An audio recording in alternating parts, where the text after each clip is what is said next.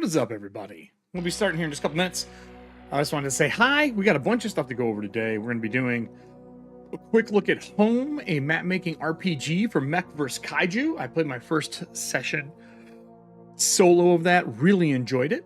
On top of that, today we're going to be going over the game jam for Shadowdark. We'll dive into that. I'm going to see how much of my initial concepts I can get together. If I really like what it is, maybe I'll submit. I kind of want to. I want to see if I can get something together to help grow the Shadowdark audience in the wake of WizBro's catastrophes. But that's it for me. We'll be starting here a little sooner than the 7-minute mark. Grab yourself something to drink and sit down as I take you through my process of game design.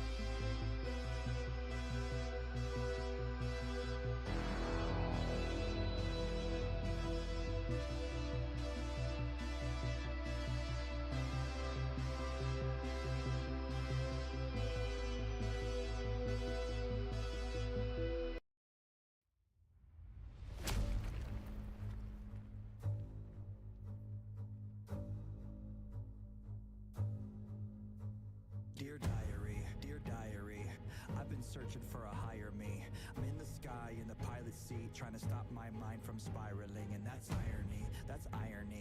I'm just looking for a resolution. I just wanna be a better human, but it's hard when everybody's acting stupid. Pardon me if that came off rude. I just have a bad attitude with the world and not just with you. It's the side effects of abuse. I admit I'm a little strange. I don't think that I'll ever change. I survived a whole life of pain. You could say I escaped my fate. I'm a cynical, egotistical, unpredictable, hardened criminal, and I could be a little hypocritical, but I'll admit it straight to your face. I'm unbreakable, irreplaceable, undeniably inspirational. I use everything I had available to make me the person I am today.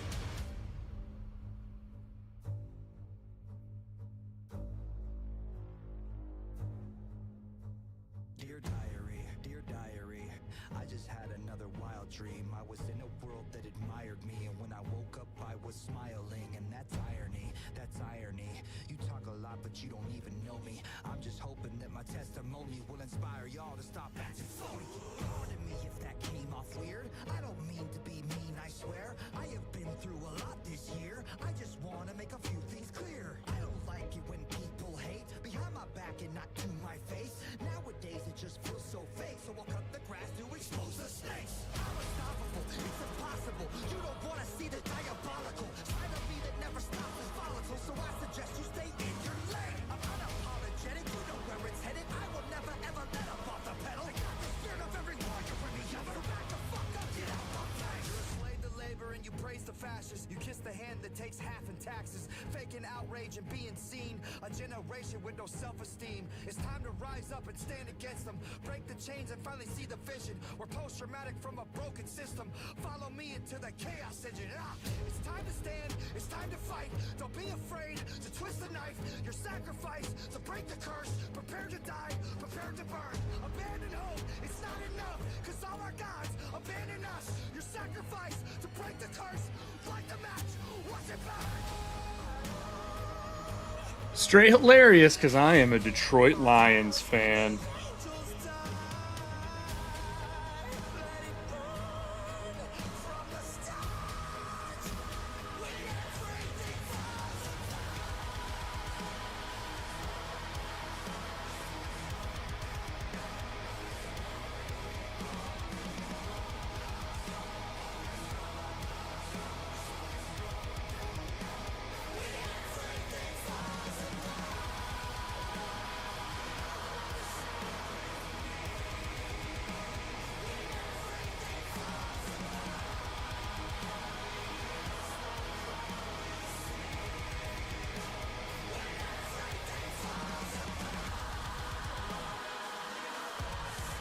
All right, buddy, we ready to get this going? I got a drink.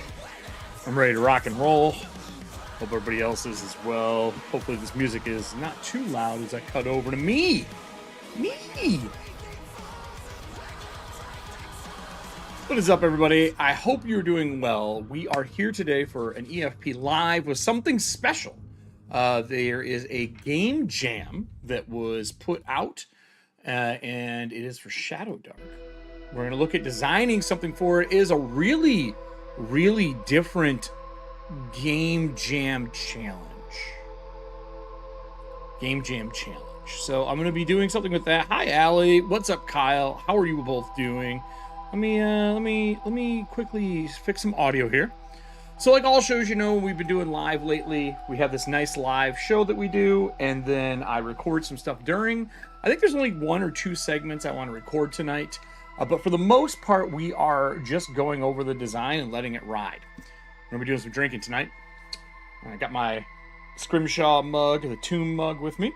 And then we're going to be doing a little inspiration, a Double Blessed. This is a Double Blessed Double IPA from Drecker. I need this today. What about Lions? Allie says. What about Lions? I am a Detroit Lions fan. For those who don't know, I'm from Michigan originally. I've always been a Lions fan. It's the first time in a long time we've had a good team. I love our new coach. That's all the sports ball I will talk about live on a game stream, a tabletop game stream. But, you know, I do like me some Detroit Lions. Allie, how are you doing? I saw your mug. The second one came out really well. For those who don't know, Allie's been doing some pottery stuff recently. And Allie, I don't know if you saw the Cyclops being put out by Turkey Merc, but I may or may not have ordered myself one. I'm a huge monster fan, even bigger kaiju fan, and I specifically love Cyclops. The old Clash of the Titans was kind of my first foray into the love of monsters, and then Godzilla and kaiju stuff as time went on. So, you know, I had to have it. I'm a big fan. Oh, in case you missed the intro here, Game Jam, baby. We're going to be going over this. They are using Weird Tales for the Game Jam for Shadowdark. I'm going to be working on designing it. I took an hour before the stream since I didn't get to go see Aliens today. And I drew out a map, took some notes for an hour. Basically gave myself the same thing I would do for Iron GM. For those who don't know, I used to compete in storytelling competitions called Iron GM. It was put on by Roan and Lou at Gen Con. They did regionals as well in places, and I was a big fan of these. I think it's really where I kind of realized that I liked improvisational storytelling and that I was good at it. So I did that for, I think it was 13 years. And in those 13 years, I got pretty fucking good. I top 3 for the 13 years I was in it. I won back-to-back first places, first ever perfect score. And it was awesome. And I met some of the best storytellers while doing Iron GM, and I still keep in contact with them. There are some amazing people. It's like a really cool, I don't want to say fraternity, because there's the woman who won also got married or engaged to that year. Jillian is a fantastic GM. She took first a couple years ago, and then because of COVID, it all kind of fell apart.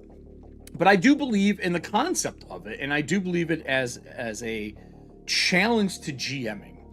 So let me go over how this works before we dive into looking at the Game Jam, because I do think that the Iron GM roots are going to be a big part of this, to be honest with you. The way it works is simple. You show up, everything was 3.5 back in the day, D&D 3.5, I have something in my eye. D&D 3.5, and with D&D 3.5, you would be running that unless you could opt to have the group you were going to run a different game, and they all unanimously said yes. I never ran D&D 3.5. I don't think ever. Maybe the first year because nothing else was really out and popular. I think only the 1 year. So out of 13 years, 12 years, I've ran any other game I wanted. And the way it works is very simple. Everyone gets like a name. I was Iron GM Necessary Evil. I played a heel. It was like WWE meets a rock show. And you would show up, you get called into the room. The previous winner would get called in last, same with the second and third place. You go up to the front, and they would give you 3 ingredients. The 3 ingredients were what you were to craft your 5-hour-long session for everyone to play in 1 hour. So this is a 6-hour event. And I would say, if you haven't done this for yourself, try it. So, for example, one of them was Rock Sasha, River Rapids, and Redemption were the 3 keywords that you had to use for the game you were going to run. Then you'd be assigned a random table, and you could not have ever ran them before. If you'd ran them before, you would get transferred to a different table. Kind of that whole Olympics Russian-proof scorecard, unless it's breakdancers, and then apparently anyone can do it, but regardless, it was a Russian-proof scorecard. That's what they call those back in the day when there was cheating and stuff in the Olympics. Who fucking knows? And you would get judged by the people you ran. You in turn would go to your table and give them 3 words, and that was all you could say to them for the next hour. You could write notes back and forth. It was to create a quiet atmosphere, but also to make it more difficult for the GM to run their game. So my MO was I would walk in, and I would grab the mic and talk shit like a heel, and I wouldn't get my 3 words until I sat down to start running the game. I would go do something else. I'd go to the bar. I would stream to the people at my table. I'd leave my phone number on it. They could text me. but I would never get my 3 words. And I did that from the first year I GM'd out. And it was my MO. Another guy used every ingredient from every year he's done it. So it was a really good flex on, like, mental flex on, like, how can I make a entire adventure on these 3 words? Then you would get scored on by your group that you ran. Super fun. Really enjoy it. So today, we're going to look at Game Jam, because this kind of reminds me of that. Like, really, really does. It's really wild. But before we dive into the Game Jam, I do have a little bit of news to throw out to people, and a new game I kind of want everyone to see, since we're talking about monsters and mecha, and since this is the live show, I like to do live things and kind of showcase what it is. I'm gonna record this next section. It is short. I think at 10 minutes this walkthrough is gonna be. I kind of want to showcase what I've done. I did put a post up about this earlier this week. It may have been yesterday or the day before, but it is called Home, and I fucking adore this. So let's go over. I'm going to show what we're doing. I think I'm just going to record. I don't think I need to do this. I think I'm just going to record this because I know what I got to say about this. It's too good not to. Let's see here.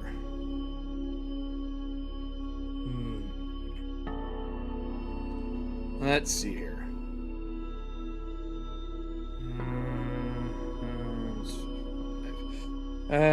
It's raining outside, and the lady's asking, "Did the dog go out?" I was like, "Yeah, at 3, but it's fucking pouring." So let's get the right color. I think I want, for kaiju stuff, I'm gonna go with this greenish blue. Yeah. And then I'm gonna put up. We gotta have a monster on this, right? We need a kaiju. Skip this. Let's get a kaiju. Artwork. Kaiju. Ooh, damn. There's some good ones. There's some really good ones. We're going with this. All right. So I'm going to record this really quick. Also wanted to show you all what this is. I'm a big fan of it. And we're going to dive into Home, which is a pretty fucking awesome piece. I need a song. You know what? I think we will get some war paint music here.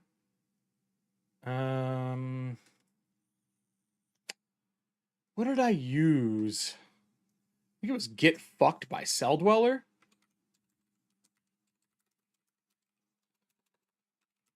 Let's go back. Let's go back here. I think this is it.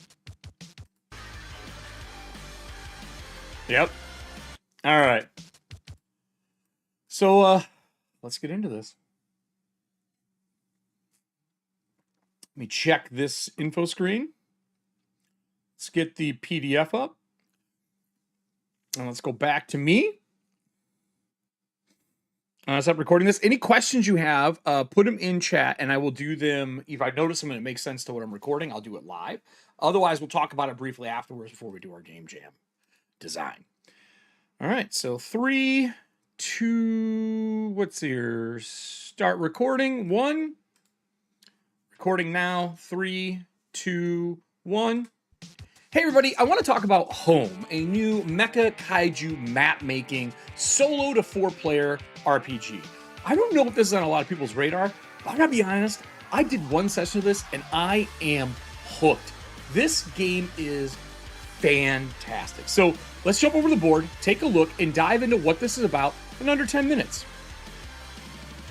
So this is Home. Home is a tabletop RPG where you are playing a mecha trying to survive and save your home. In order to do that, you gotta make a map, make the mecha, and then also you make a kaiju that you're gonna fight. And there's 3 fronts that you're gonna go through to kind of play out this extraordinary life of being a mecha pilot. Can I be honest with you? It's phenomenal. So let's talk about how this works. This is the cover of the book. I even went so far, fought with my printer here, which, by the way, I took my printer apart and cleaned it, but I printed my own zine for it. Really nice, A5, 8.5 by 11, trimmed the edges, printed the whole thing off, character sheet and map is here, and I've been doing this on my lunch break. And I think that this is something that I think everyone should try. I think it's a great introduction to how to GM based on a map to adventure. And I work in reverse when I run my stuff. I like to find my map and build my adventure on the map because I find that it inspires me to create new things. So home is a very simple concept. You're going to need 2 pools of dice, and you'll see that as we go through. It's elegantly laid out. It is super clean. It's only 40 pages. A lot of those are the different mecha that you can pick from. There is a whole write-up on 1 year ago and what happened in this campaign that you're about ready to write and make. And it does a great job of teaching people how to design a map and how to design a freeform adventure around choices. Think like the old Lone Wolf novels, if you remember those. But this Choose Your Own Adventure is up here. So player tone, game length, playstyle, materials, content warning. They do go over this. They have 3 videos on their YouTube. I will link that down below in this video. One's a 2-minute overview on like what you're getting into. One is a 1-hour experience of doing solo, and then another one is a 2-hour experience of playing with 2 people. And there's a cool little, like, I don't want to say caveat, but like secret sauce for multiplayer that to me reminds me of when I was running Warpaint. When you play multiplayer, you don't play the kaiju you're fighting. The person across from you does. And they don't tell you anything about it. They make it up as you go, and it is awesome. So as you're going through, you do your setup, and they break it down really clean. I am going to zoom in a little bit on this just to make it easier. We are going to do what we do on all of these. We're going to do a little highlighting. But this is your setup, and this setup is pretty simple. You're basically going to be picking a map, coming up with ideas, coming up with the 1 year ago. They tell you to read it out loud to yourself, or with you're playing with other people, you read that 1 year ago. I don't want to ruin that for you. Read it on your own. You take turns reading all the sections on page 3 out loud. Provide each player with a pilot sheet, which those pilot sheets, you'll get to see what they look like. Place 1 home and 1 rift map, because there's 2. One is the area you're protecting. The rift is what you dive into when you are fighting the kaiju as you go through the fronts. And then turn it up and down is such a... look, a lot of people have tried to teach others how to handle the X card in solo play or co-op play. I think this guy nails it. Turn it up and down is the concept of action, violence, sex, whatever it is that's in your game that you're playing. If it gets too much, turn it down a little bit. If it's not enough and you want to ramp it up, turn it up. And I am somebody at the end of many of my shows that said, turn it up to 11. From Cyberpunk to Warpaint to even in Shadowdark, I like to crank it up. And I've always thought about it as a volume control. How crazy the intensity, the language is going to get. And the man who writes this nails it with what he says. I think that you should look at maybe doing turn up and turn down versus X card or veils. I think it lets people control it, because from day to day, we don't always want the same thing. Some days I want a beer, other days I want whiskey. And in this case, sometimes I want action, other days I want drama. And I think that's what you're looking for when you're playing a solo or a co-op experience. So as you go through this, you talk about who you are, you talk about your home, and I will show my notes briefly on how I did mine, playing solo. You create your home, and when you create your home, you're going to put different pieces on the map. You know, as a matter of fact, let me just show you how I did my home here. I feel like it's going to make more sense. I recommend having color-coded pens, because it's fun. Let's look at how mine looks. And I'm going to hold it up to the camera. We're not going to get real special. I'm just going to show you what it looks like. So I made this as we played. And you can see there's a circle in the middle. That is the barricade. I called it the layer. It's an acronym. And you can see I've marked my 5 locations and I've drawn some stuff around them. And you're going to keep filling this as you play. And in the center, there is a rift. And that rift is where you go in eventually and fight the start of the kaiju attacks. Very elegant map. The other map looks like this, so you can see what you're getting into. And they tell you in the start just to draw the rift in the middle. Down below, it has the rules for bonus dice and your boons and banes essentially in the game. And then your sheet, your character sheet, I've talked about fronts. There's a good chance you die in this game. And this is your Mecha Kaiju sheet. You'll notice that down the side here, there's red. We'll talk about that when we get into it, but that has to do with that whole solo versus co-op gameplay. So let's scroll a little further through what we have here. So you're going to create your home. You're going to choose a playbook. Playbooks are kind of like Blades in the Dark. It's your mecha. It's what you get. On top of that, you're going to go through and you're going to draw 5 locations on the map, which is what I just showed you, kind of giving you something to visualize as we're going through. You give each location a name. I went one further than that. I'll show you how I kind of develop my stuff to help my headcanon. And then you cross out one location with the X. This location was destroyed a year ago, and that was the first invasion. And then envision what your home looks like. So I took that 7th point and went a little further with it. And then you're going to create your pilot. You can see here they give you an idea of what a map looks like. They even give you some nice random tables for, are you a republic? Are you, part of something else? And I think that idea of letting people see cool ways to make their own areas and their own sections is great. They even give you naming conventions, which is good, especially if you're new to this or you don't feel like thinking. You just want to play. I think these are needed. I think things like Blades in the Dark have taught us to give sideboards and pieces to help making storytelling more elegant and fast. So if you're having that brain fart or you need a spark, they're there for you.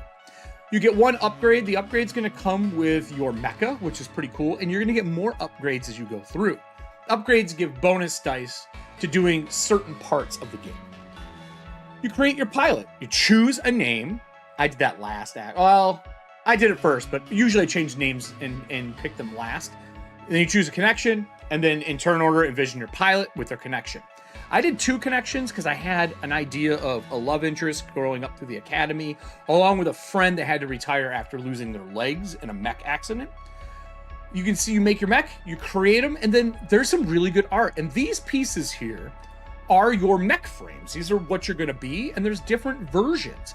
It's what they're known for, like the home. It's your starting upgrade, which we talked about earlier, and then your name, your primary weapon, and your auxiliary. And this goes through and has a bunch of different mechs that you can pick from. I ended up with the Ethereal, super cool. I randomly rolled, I just counted and rolled a die, but I have somebody who deals with the Ethereal, the magic and the telepathy of the game, a little alien, which I loved. I assume they took tech from Mecha and are building this. And this game is heavily inspired by things like Pacific Rim and Evangelion. So fucking why not, right? It just makes sense to me. Make what you love. Don't get stuck in it. Make what you enjoy. This just happens to be perfect for me. So as you go through and you pick this out, these are all your different versions. You establish your front, and then you're going to play your first front. The blockade is the area that they built to keep the things that come out of the rift locked in place. They tell you your danger level. Danger levels are kind of how difficult things are going to be in that area. You have 2 health. A kaiju has 3. Shit goes fast in this game. The one thing that was weird to me, it says a Nova class, but I don't really know what the Nova class is. I just think it means larger than normal. They didn't specify it, so I made it dangerous. I wanted it to feel dangerous for my first pilot. So my first pilot died, I was going to have the guy who retired pick up arms, and that could still happen to my character. I made it through the first one, but it was close. You draw your starting upgrade from your playbook somewhere in your home. I did that as well. I did a little dish for this array that we have. I also did it for the temple that I have, for the Aether Temple. And you go through and they talk about your home map, what the map does, what the entrance is. And honestly, this part here should be a 2-page spread because it's explaining where things are. I don't have that on, but you know what? I think for the cleanliness, I'm going to show you how it looks. So this is your map, and then this is the home, and then they talk about your front as well and what your rift into the front is going to be. It helps a lot to know you're not in the rift out of the gate, but it is the danger that is going to happen to you. As you go through the rift, that's front 2, and then front 3 is the source of the problem. And you get to make this story up as you go. Again, they give you descriptions, they give you your danger level, they give you directions, and they give you questions to ask yourself to write down. The kaiju itself, well, you create them. And this is, I think, where shit gets special, okay? I really love the idea that they want you to create the kaiju you're gonna fight. But, if you're playing multiplayer, the other person creates it and writes it in those red boxes down the side on their sheet. And they don't tell you what the kaiju does because you're gonna go through these steps to learn how it works. And they help you too. Making kaiju isn't easy for people. When we did Warpaint, I was doing random kaiju by mashing things together and creating rules to create the kaiju creation Warpaint system. Here, they don't do that. Here, they give you tables to roll on. And they give you different categories, from primal to adapted to elemental to legendary. They give you a name if you want a name, and they give you a trait. You embrace your connection for the start of the game, kind of have like a little scene with yourself. And then they talk about dice rolling. Dice rolling is simple. You're going to have 2 colors of dice. I use these. I just use the pink and a green to represent what it is. Pink is me, green is the kaiju. And you want 6s. If you ever get 2 6s, like Blades in the Dark, that's a crit. 1 is a success. Everything down from there is a partial and things happen. On the character sheet, you're going to fill out this little plot piece that tells you what your dice are going to look like at the end of everything that you're doing. You kind of build up to that big fight with the kaiju at the end of the front. Bane dice are the same thing. You roll d6s, but those represent problems that have occurred as you're getting ready, going up to fight this kaiju. Check out the Bane dice here, and you can see the comparisons. They wash out successes. So if you happen to get a 6 and the bad guy gets a 6 and your next die is a 5, that means something happens.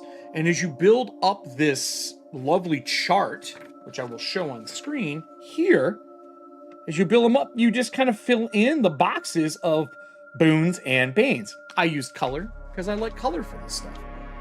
You prepare for your battle, and then as you get ready to go into the battle, you've done all these steps that they walk you through, and you kind of draw it on the map, and you get this amazing looking of this kind of sci-fi battle map that shows all of the places that fights and emergencies have occurred and how things have gone. And I just started sketching on it. And they don't have to be great, just little symbols. They're not supposed to look elegant. They're supposed to look like a battle map from war. So you can see how, as you fight, what happens and what the bonuses are when you're preparing. Preparation are moves. You get, I think it's 4 preparations during this, and each one you choose from a preparation list and fill your track. These preparation tracks, you fill how many bonuses and negatives that you have, which you see here. As you make those preparations, you can do each move once that you see on this page 30 or 28 in the book, and you can study, you can rally the people, you can build an outpost, and you start filling your map out as you're doing this and making rolls. You can unite the nations. If somebody else is playing with you, you can make an agreement with them to assist you in what you're doing, giving you a die, but maybe they want something in return. You can search the Aether, which is what I'm good at with my character, because I have the Etheric Temple. And then you get to gear up, manufacturing facilities, doing stuff. I did a gear up, and I said that there were solar mines in a plant that failed, but maybe the key to activate the ones that are left were still there. And I went and did that for part of my mission. Then you go to your final showdown. And this is where things change a little bit. As you roll dice, any dice that wash each other out get thrown away until you're down to that final stand. 2 dice successes or more, kaiju loses 2 health. If it's a 6. A single 6 is 1. If it's a 4 or a 5, kaiju loses 1 health and the mech loses a health. Move the front closer to your home. So you start trying to get out of the barricade and moving closer to home.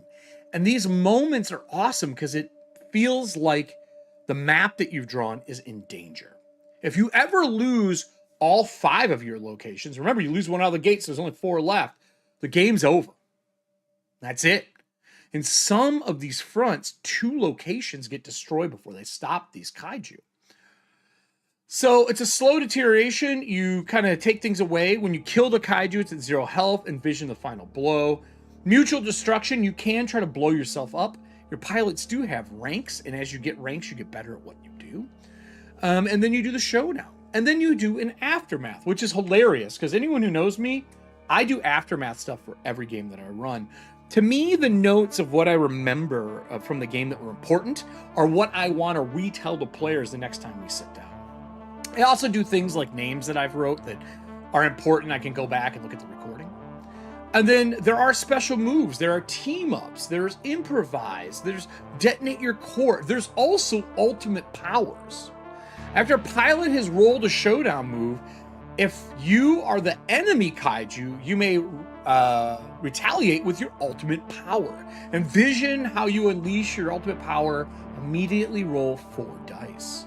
This is such a cool concept to like powering up and fighting kaiju, because that's kind of what we've done in all the movies.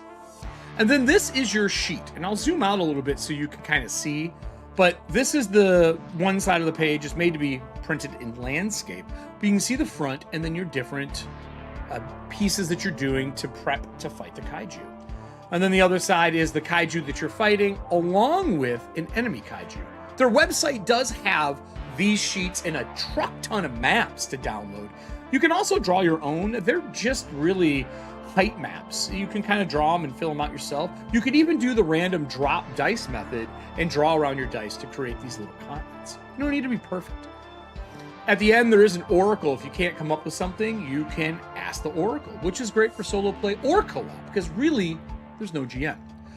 I fucking adored this game playing it. I feel like it gave me something that I wasn't getting in a lot of games. And to me, when I'm writing solo stuff for myself, I prefer to write it out. I feel that a written version is easier for me to go back and track. I could have recorded audio and talked to myself, but during the lunch break, just journaling it felt so satisfying. And I would have done a normal physical journal, but since it's sci-fi, I wanted it to feel like a readout. I wrote my locations out and made them more than what they told me to do. I marked the one that's destroyed and the Aether Temple. I talk about my connection, Becca Joyner, and who she is, what my mech is, and then I wrote out the front. And anything that was the AI for my mech, I wrote out in this kind of like / bold version. I had a lot of fun doing this. I felt like I was a mech pilot. And I feel like playing with 4 people would be a great way. If your game night, for example, people don't show up, you can make characters and have this up and running and play an entire session in 2 hours. And it's a great way to help people learn how to GM. So if you haven't picked this up, links are down below. I recommend checking it and seeing if you can't get something amazing out of this for you and your players. It's a very cost-effective game, and you can print your own. I think it's 10 sheets if you do double-sided printing, or go to a printer and get it printed for yourself. Check out home when you get a chance. If you love kaiju stuff, leave a comment down below. What's your favorite kaiju movie? And what is the favorite kaiju monster? And I guess if you're a mech fan, what's your favorite mech? I know we're playing mechs in this, but man, I like the monsters. Until next time, there's going to be things on the side. One, subscribe. The other one is obviously going to be a video to watch. Who knows what it is? Maybe I've done a home solo by then. Who knows? But until then, watch, listen, learn, be a better gamer. So to all the people who are live, stick around. We're going to go into the game jam now. I just want to record that. What do you guys think? Doesn't this game look fucking cool? Like, this is solid, man. This is a solid game. This is the most fun I've had playing a solo game, maybe ever. AW, can you unite the people within our nations? Look, we're fucked. But maybe in this game. Maybe in this game. Let me get the link to Home the RPG really quick here. I do want to showcase this to you guys and drop a link in chat. He's not sponsoring me. I bought this with my own money. So let's see here. Home ttrpg mecha. And I actually saw it in a link on Instagram of all things. And I usually don't click that kind of shit. You know what I'm saying? But it was just something that looked cool to me. Yeah, that Furby picture is painted by the one and only Allie. She painted a whole bunch of the cast members from shows Furby pictures. Like, legitimately. You're talking about this monstrosity here? Yeah, it's a Furby. It's an oil painting. I think it was oil. Was it oil or acrylic, Allie? I don't remember without getting up to look at it. But yes, Allie painted those. She added them into our collection. I think she secretly snuck into everybody's home and handed them out. But yeah, this is awesome. Like I highly recommend downloading Home if you haven't. It's not expensive. It's super cool. If you have a printer that does double-sided, you can legitimately print it in Home. Now that mine's fucking working again, I had to gut my printer and like clean it all and like wipe out this like storage area. It's just a bitch, but it works now. Allie said, "Yeah, that's oil." I thought so. I thought so. So today, the main goal is actually to go over Game Jam. Game Jam. So I'm very competitive. If people don't know this about me, I'm very competitive. And I'm making stuff for Shadowdark already. I have 3 classes that I'm doing. I just finalized one of them. The other one's really close, and the last one I'm creating the psychic spells for the Psi Knight. And I really want to put those out with some races and things like that. And I'm excited about this Game Jam because it's not Breachers, it's something else, but it lets me learn the process of what a Shadowdark adventure looks like, what makes a Shadowdark adventure sing for people. I have been in the background reading Shadowdark adventures a lot. While I don't run them often, I am running the Hell on Earth for our Lancer for Breachers by Capwn, which found out lives near me, which is super fucking cool. And then I have all the Cursed Scrolls that I've read through, and they accomplish a lot in very little pages. I looked at the Game Jam briefly, and I have ideas on what I would like to do, but we have to get basically the images. I did that right before the show. That's the images you see that are hold on here. These images that pop up, Weird Tales for the Game Jam, are from this. So let's look at Game Jam and let's see what it's gonna be. I also have Canva up. We're going to be working rough layout in Canva and ideas because it's easier to do than having Photoshop up trying to capture. I'm going to show you how this works, and we're going to go over the rules, and then we're also going to look at my notes for this Game Jam because I've made an outline on what I want and how I want it to function. So I'm going to give myself till 9 to come up with a good concept. Maybe I'll record something out of this if I really nail the process. But for the most part, I want this piece to act kind of as its own part of the live stream. So let's talk Weird Tales, Shadowdark, Game Jam. All right, everybody. How many of you have done anything like this before? How many of you have done like entered game jams or entered competitions for writing? Because that's what we're about to do. That's literally what we're about to do. So here's the Weird Tales Game Jam. I'm going to slide this over so I'm looking at it a little bit more. Whoops, I didn't do that. So I'm reading it and looking at the screen. Let's see here. Weird Tales Game Jam currently joined is 293. There are 7 entries so far. These are the people's entries. A lot of these are free or pay what you want. Like, for example, this one here is a download, is 20 megs. You can see this person really kind of designed an old classic style. We'll get into this a little bit more. But this is how the submission works. I'm going to zoom in. So they're doing this to celebrate the incredible success of Shadowdark and the 4 Ennies that it won. They're hosting a Shadowdark Game Jam. It goes from August 5th, or it's August 10th to the 29th. I learned about it on the 15th. I don't have a lot of time to put this together, but I think I can do it by the end of next week. Final judging's on the 31st. This is going to be on the Dungeon Masterpiece channel. That's Baron, if you don't know who he is. He covers a lot of stuff. Amazing content creator. One of my favorites right now, I think. He's probably my top 3 people that I watch. Just good stuff. He doesn't really do reviews, but he kind of teaches people how to GM and talks about the history of the games, and just a good guy overall. I did get to meet him briefly at Gen Con this year. The participants will have the entire duration of the game jam to create their submissions. To get started, you have to visit the weirdtalesgamejam.com, which I have up as well.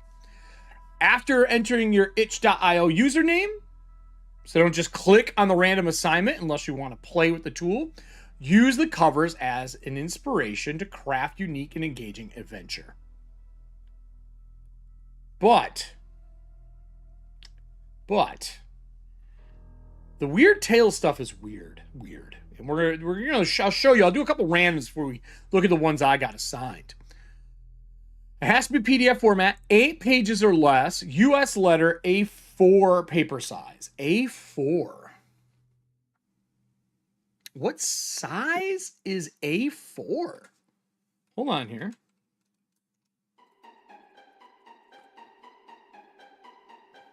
8.5 inches by 11.9. Okay.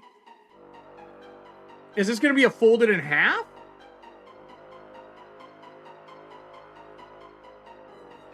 Because usually that's the one you do for A5 fold. Maybe that's what they mean. Maybe they're going to fold this. 8 pages or less on US letter or A4 paper size. All submission must follow the guidelines provided by the Shadowdark Creators Kit. All written content must be original, but pre-existing art assets and AI-generated artwork are allowed with disclosure. So basically, they're like, look, you only got so many days to do this. AI-written entries are disqualified. I don't have a problem with that. Submission is free to download or pay what you want. I would do pay as you want in case people want to support. Inspiration.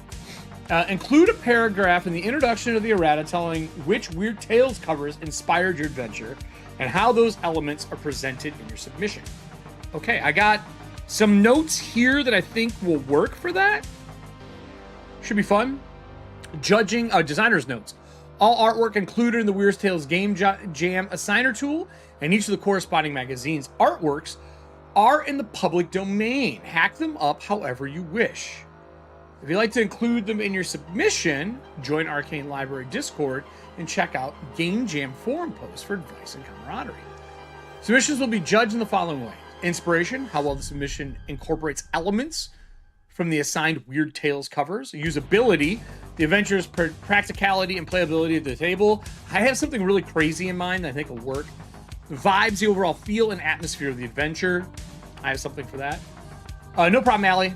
Just keep your headphones on. You can hear all the stuff that's going on. The judging panel for the top finalists will be evaluated on the Dungeon Masters Masterpiece YouTube. We already know about that. Prizes. The prizes I don't really care about. I just want to do it as a challenge. It's a $50 Amazon gift card and a copy of Shadowdark Core Rules and all 3 Cursed Scroll zines. Maybe if I win these here, maybe I'll give these away if I win. I already have them all. Maybe I'll give them away. I don't know. Or maybe I'll use them for when I'm running live at cons. And then, I don't know if you can see this on the screen because of how it cuts it off, but they are they're partnering with Develop Africa to raise funds. When they do their big stream on the 31st, there's going to be a way to give into that. Special thanks was assigned to Seth Skorowski. This is his YouTube channel. He's the one who came up with the idea for this game jam. So, I'm excited for this. With that said, everybody, there's some kind of wild stuff involved with this. I also feel like I need to reset my... Is this working? It is not. Hold on here.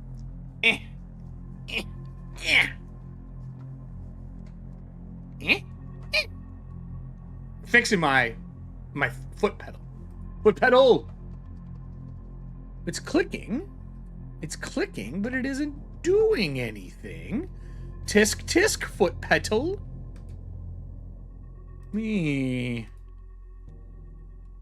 Let me go to the right one.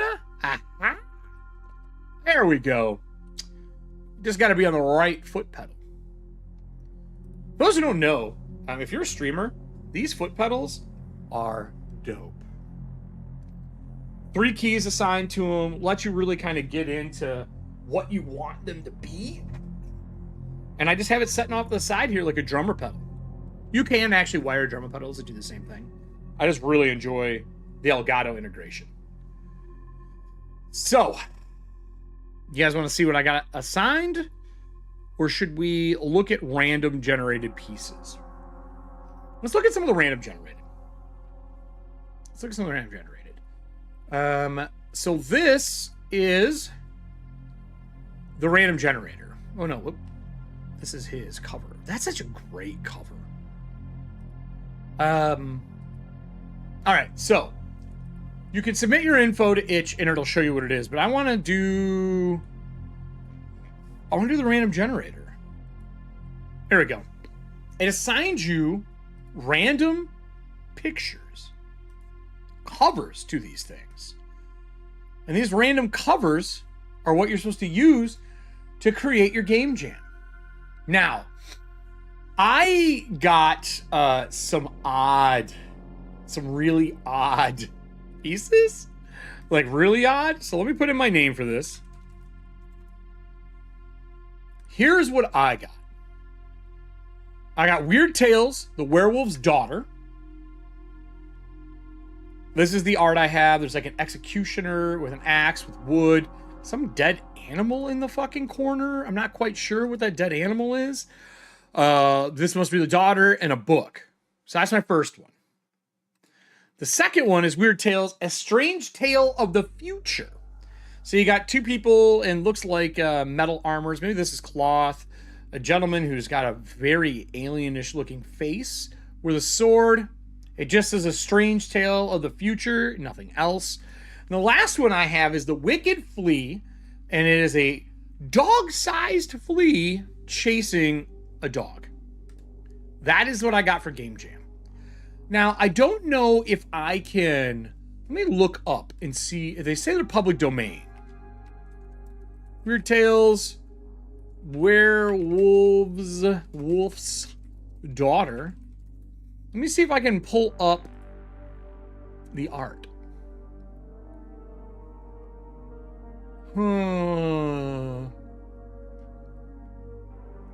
That's not it. That's not it. Here, let me pull this over here so you guys can see. Does it say I can use the interior art? Can I use the interior art?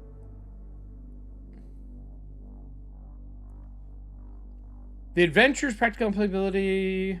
Did anyone notice?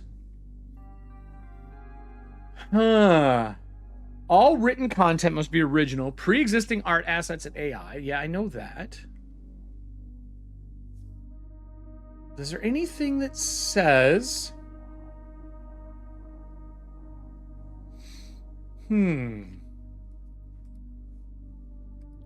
if I can use the art that's inside, I'm fine doing draw overs or paint overs to hasten the process.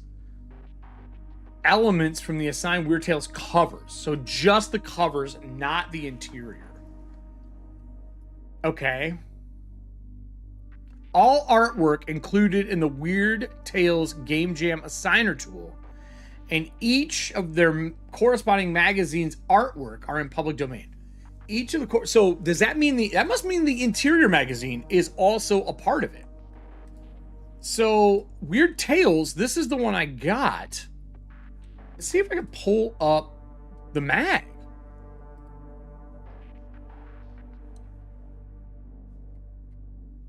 Yeah, that's just the cover. Is there somewhere to look at it? Thumbnail, dimensions, user, comment.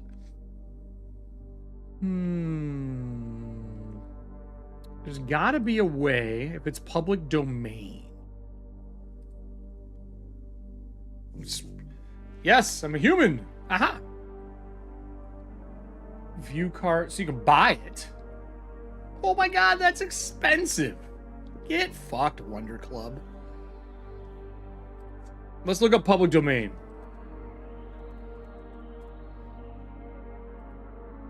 Internet Archive usually carries stuff. That's Werewolf of Punkenteer. That's not what I want.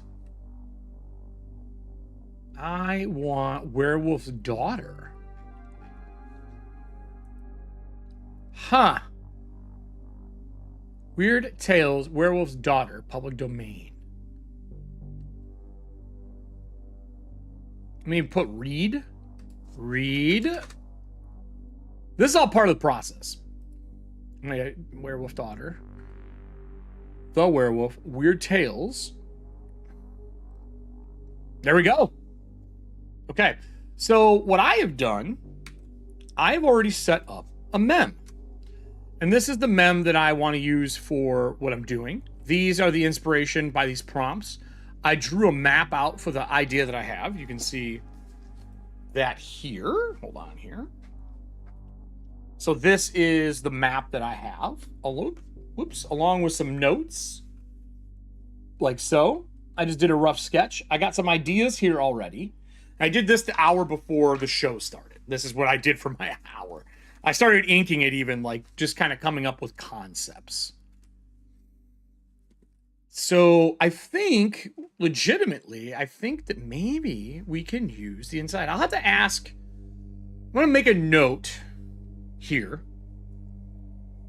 So Weird Tales, brain dump. Let's do Werewolf's Daughter. We have a link here. So let me pull over this to here. I'm going to cut this. I'm going to put this right in the beginning. I'm going to paste it here so that that's one I can look at, like I can read it. I just want to flip through it really quick and see what we get.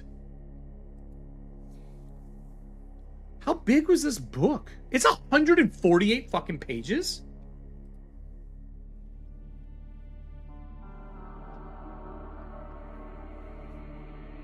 Just wear a free cap. Oh, so it's a novel. Very little art. Here's some here. I wonder if I can use this stuff.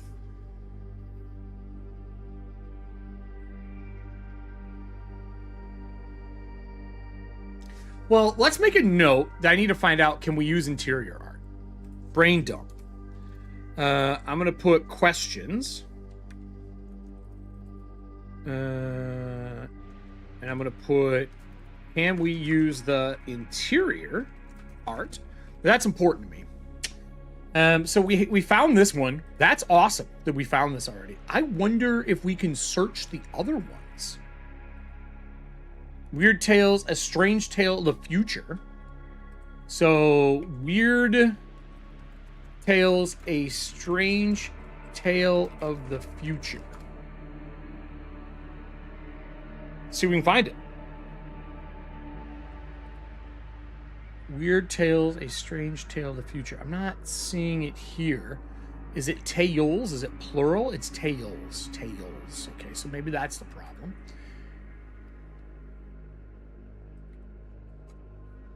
Let's see if we can find this. I don't see the art anywhere. Some random boob pictures. Okay, so let's try Weird Tales, Strange Tales from the Future. Read online. Let's see if it pulls up here. Oh, this has the volume. Presented archives of complete versions. Ooh, okay, so what number is this? Hold on. Do we see a number on here? 16th year publication, May. Thunder in the Dawn? Is that the real name? Is it Thunder in the Dawn? Ooh, maybe I have the name. It is. It's Thunder in the Dawn. Oh, let's go back.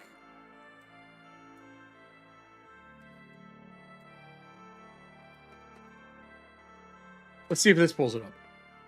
Yep. All right, so let's copy this one. I didn't know this was called Thunders in the Dawn. That is my fault.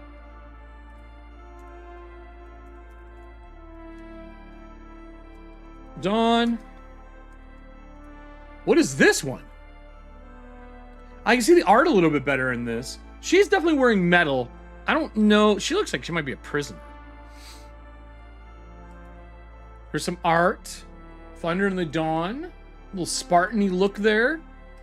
Another 132-page book. Jesus, man. Oh, there we go. Piece of art. Is that like a gremlin? What is that?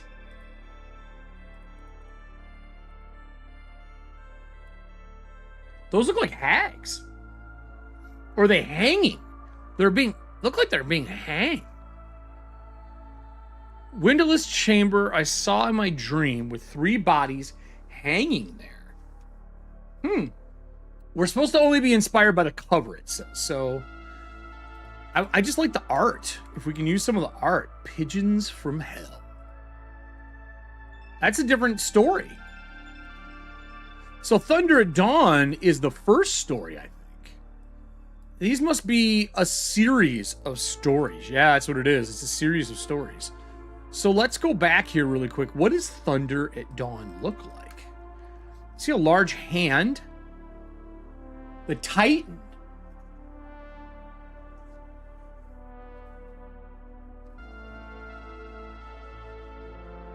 Be cool to use some of these names in the design. All right. Good to know. Let's look up the Wicked Flea now. Let's just see if it pulls up this way.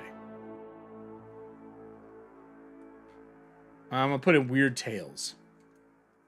Is it Wicked or Wicked Fleas? Is it plural? The Wicked Flea. So Weird Tales, the Wicked Flea. Boom. Boom. All right. I'm just curious. Just sheer curiosity. I love these. I wonder if I do something like this, where it's the tables in the front of the book. I am going to download one of the PDFs because we're in the research phase right now. I want to download one of the PDFs and see how people are laying them out and if I need to duplicate something, because I was really hoping as the A5 folded, similar to the book. This is a full 8.5 by 11 folded in half. These are A5 or A4, I should say, A4 books.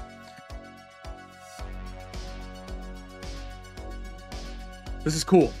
1925. This is written in, everybody. All right. So then it's the Wicked Flea. What I was inspired to do with this is nowhere near any of this stuff. Like, legitimately nowhere near. Nowhere.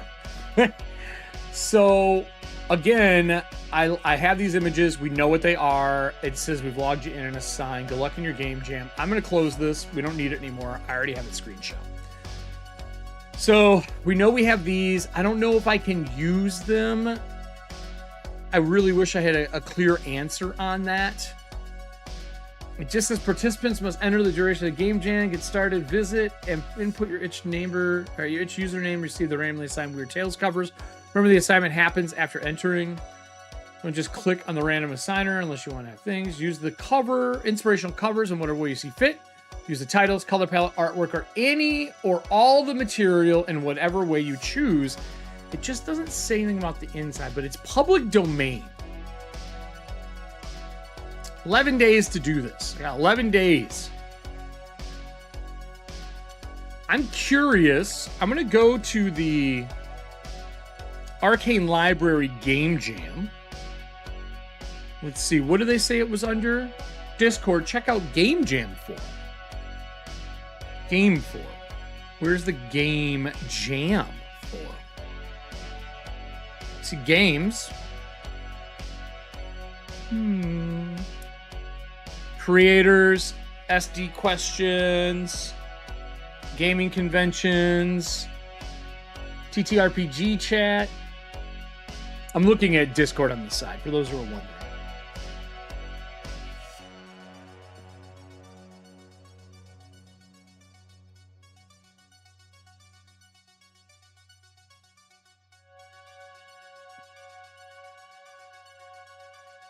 What is it under? Hold on here. SD creators. That's what it's under. Okay. SD creators. Done. Game Jam.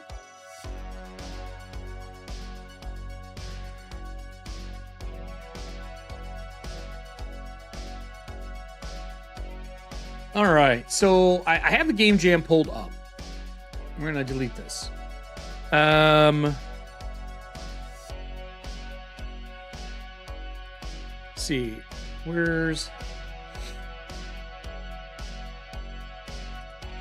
SD Creators Forum, Shadowdark Wings character, frolicking kid-friendly carousal. I'm scrolling down. I know it said it's in here.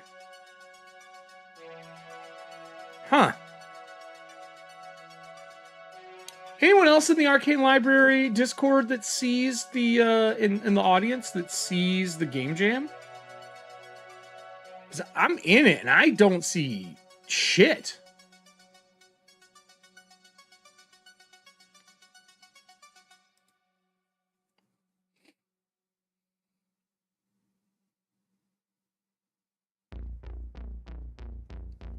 Let me just look up Game Jam again. Is it pulled up when I click the link, but it doesn't pull up in the Game Jam?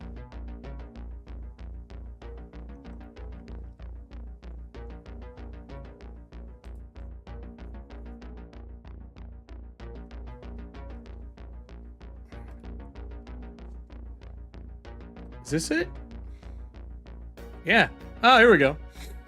It's in the creators form. Okay. Question. Are we allowed to use the art on the inside of these Weird Tales magazines? Ha! No problem, D. No problem. I get it. Hey, some people are in it, some are not. Boom. I just asked it. I found it. I now have a ping in it, so I'll be able to find it easier. So, I do want to look at what we could get from people who have already entered. Right? Cover letter for job applications. I feel that, my friend. I feel that. I'm getting ready to do some similar work. So let's go to Weird Tales. I want to look at the 7 entries. So this is very retro. This is more along the lines of a Shadowdark. Lupagaru, this is already Woofy. Whence came Moon Wolf? Man, I'm already kind of because I have werewolves involved in mine.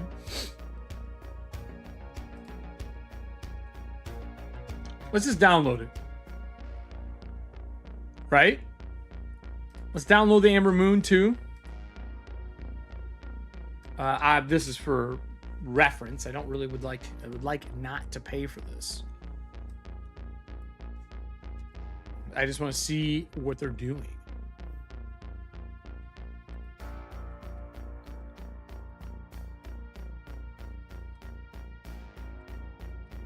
If I was running this, I 100% would pay. So let's just open one of these. I want to see. I picked 2 that are totally different styles to see what we're looking at here. So let's get rid of the Chrome, pull up PDF. Whoops, wrong thing. Not PDFs. All right.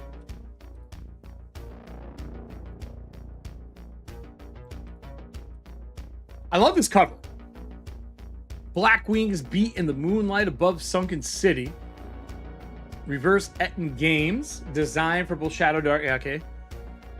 So this is a full 8.5 by 11 page spread. I don't want to do a 3-column format. Nice map.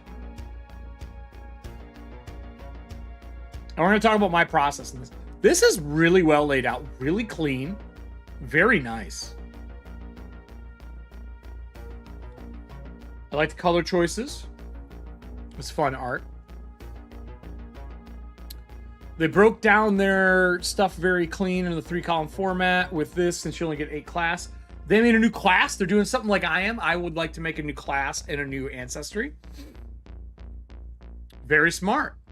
8 pages in total from front to back.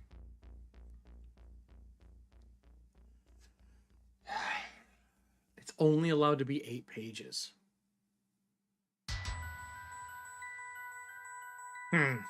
Let's pull up the other one.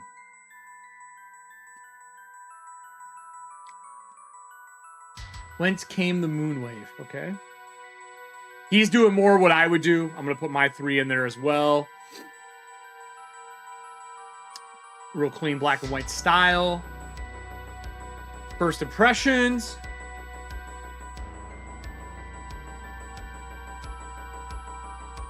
Ticking clocks. I like clocks. We all know that.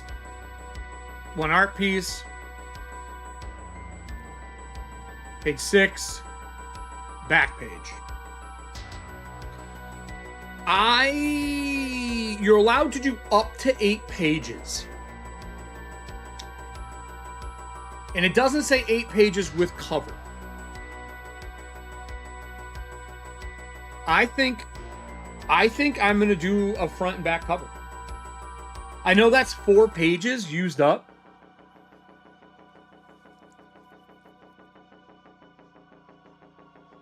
But I kind of... like, none of this to me... So, okay, so... for me, I'm a big fan of the style of zines and how they're built. And what I'm looking at here... Alexa, office light off. What I'm looking at here looks more like 5e design. It turns the light on twice. I don't know what's going on with my automated system. So I like this, like, but it just looks like D&D design to me, where you are designing a full book. I don't want a full book. I'm in it for the zine. You know what I mean? And they never said my 8.5 by 11 couldn't be sideways 2 pages.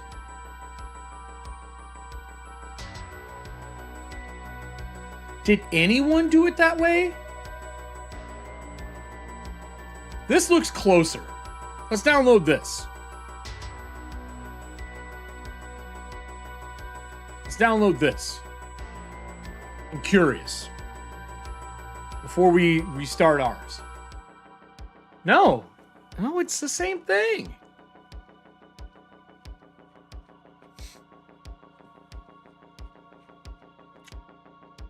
Why? I'm fine breaking the mold. I mean, that's what I do.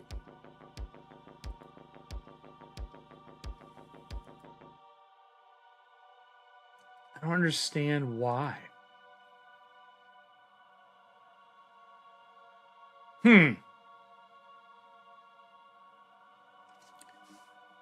I would do...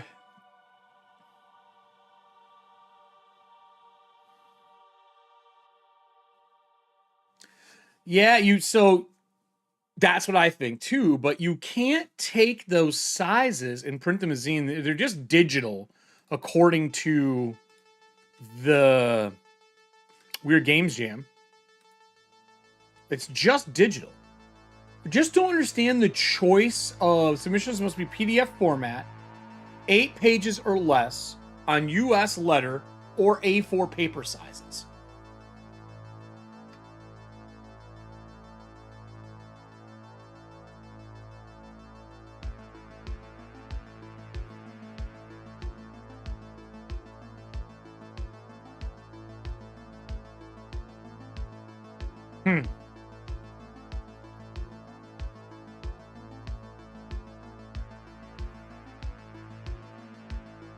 There's a lot of people who have made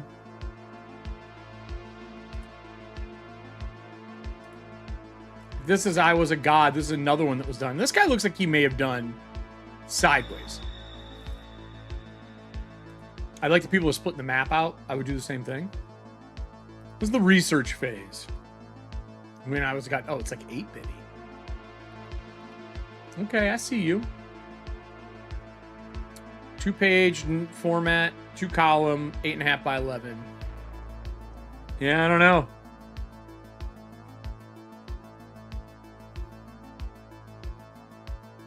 I see why he did that, because that's how he does his stuff. Okay. I feel like I'm going to do what I want. I'm going to follow the code. But it does not say, it just says submissions must be PDF format, 8 pages or less, on US letter or A5. And it didn't say anything about me turning it sideways and letting people print it that way. And doing a divide down the middle. Nothing said I can't do that. Nothing.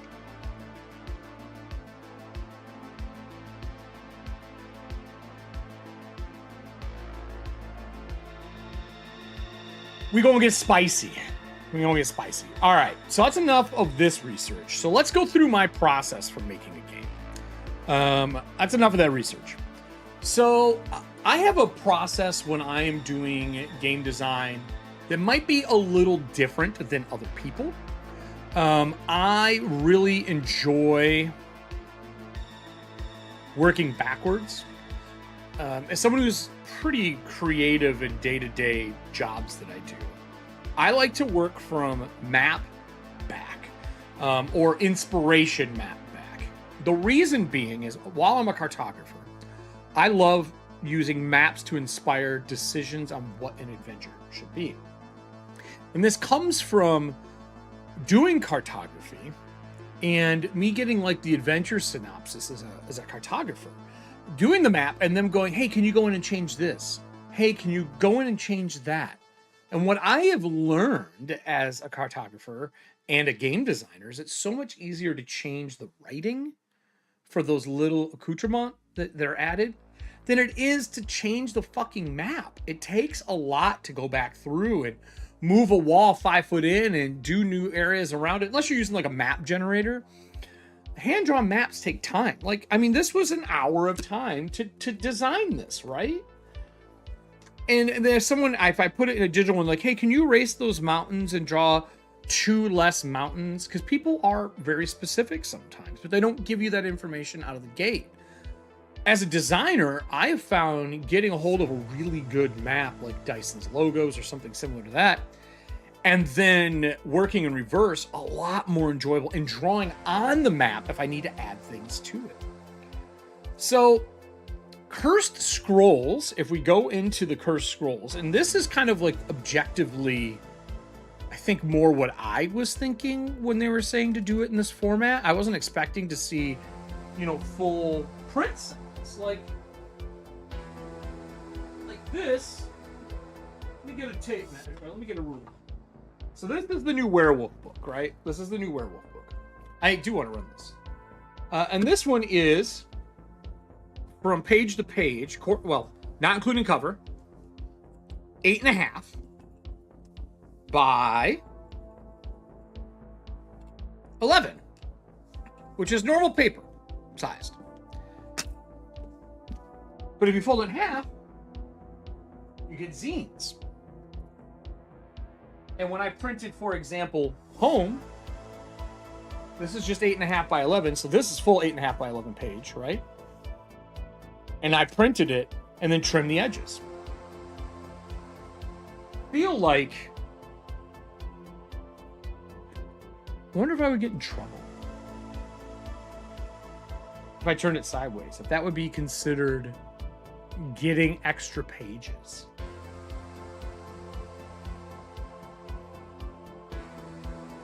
It would. Yeah, I can't cheat it. I think they would nail me. So here's why I say this. Let's pull up Cursed Scroll and take a look at the Cursed Scroll. And this ain't the last thing we're going to look at. So Cursed Scroll was the first zine to come out for Shadowdark. It holds spells, monsters, adventure, witches, warlock, cursed blights. It is 68 pages.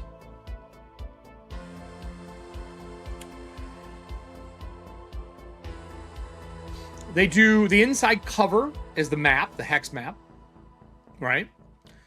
The next page is your rumors, encounters, and all that jazz. A blank.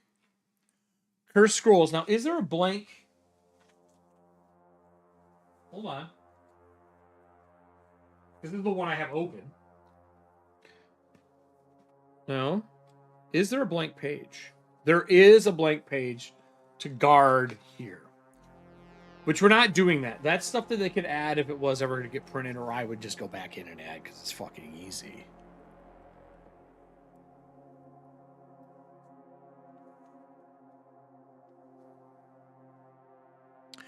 Right. I do agree that you can do the full pages that way. Like, so for example, I'm still going to do a full page zine. But when you scale down a full 8.5 by 11, you get font issues when you scale down for each page. But if I create in that format, in the proper 8.5 by 11 wide split format, with the gutters, margins, and everything else, I know what I'm getting into, because this is not done in 8.5 by 11. There's no fucking way. You know what I mean?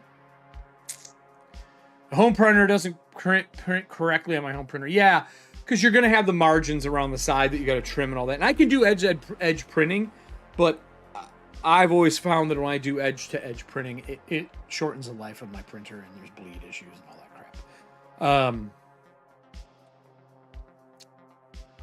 First pages. Even if I'm printing a zine, it's easier for me to format it on my printer that way. Yeah. Yeah, I mean, I guess I'll follow their fucking code. It's just not what I wanted to do. But regardless, I want to look at their format. Hyperlinks, I'm doing them. That's just how I work. I don't know if a table of contents is needed for an 8-page zine.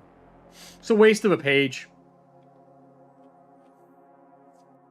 The intro, so I will definitely be doing an introduction page. We don't have room for full splash art besides the cover. I'm really thinking about the cover having an evocative D6 table right there to start the game.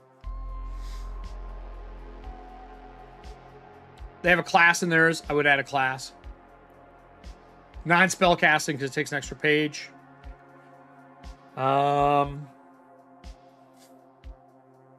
Titles and shit like that can be added to the page. Again, we're not doing magic. I love mishap tables. I like tables in general for Shadowdark. Let's see. I'm going to scroll past spells, everybody. The Gloaming, this is the adventure. So their adventures are black, white, simple to read. Text at the top is different. Everything else is a highly readable text. We'll pick our own. I love picking text in fonts. I love fonts. I have way too many. Allie and I have talked about fonts for hours. And I want to create monsters. So like right now, if we switch back over to the mem, let's talk about the reverse engineering of this. So when I looked at these pieces, here's what I thought originally. For the Weird Tales Werewolf's Daughter, I have daughter's not aware, but her blood can cure lycanthropy. She's getting executed on a full moon because the people in the area believe that that's the only way to kill a were is to execute them and behead them on a full moon. Right? The flea one on the far right, the Wicked Flea, I love the idea of using the moon and playing with the moon. I see a lot of people in... The only word I have is a lot of the designs in here are like dogs, wolves, and moons already. So, like, I don't know if I want to play with the moon now. Because my original design uses the moon. But I feel like if everybody else is doing moons and dogs, I gotta change it. Well, let's go through with my concept still. For looking at this, we're looking at the Weird Tales, the Wicked Flea. Notice how it's large. My thought was on the moon, because the lack of gravity, the fleas are dog sized there. They're running amok on the moon. They are going to be the ancestry I make is going to be a flea race that you can play that fight the wares on the moon, and they keep them in check, and they keep the wares imprisoned on the moon so that they cannot come to Earth and spread their curse. The map that I have, I'm thinking an asteroid crash next to a city. And this crash that comes, it looks like an asteroid. But I'm thinking it's actually a small, because this is Weird Tales and sci-fi-ish fantasy, that it's a small moon that is crashed. And it is actually a gate between here and there. It's like a piece of that asteroid. Or, sorry, a piece of the moon that has fallen, like a meteorite. I was talking about the fleas carry the lichen curse, so they've sequestered themselves to the moon.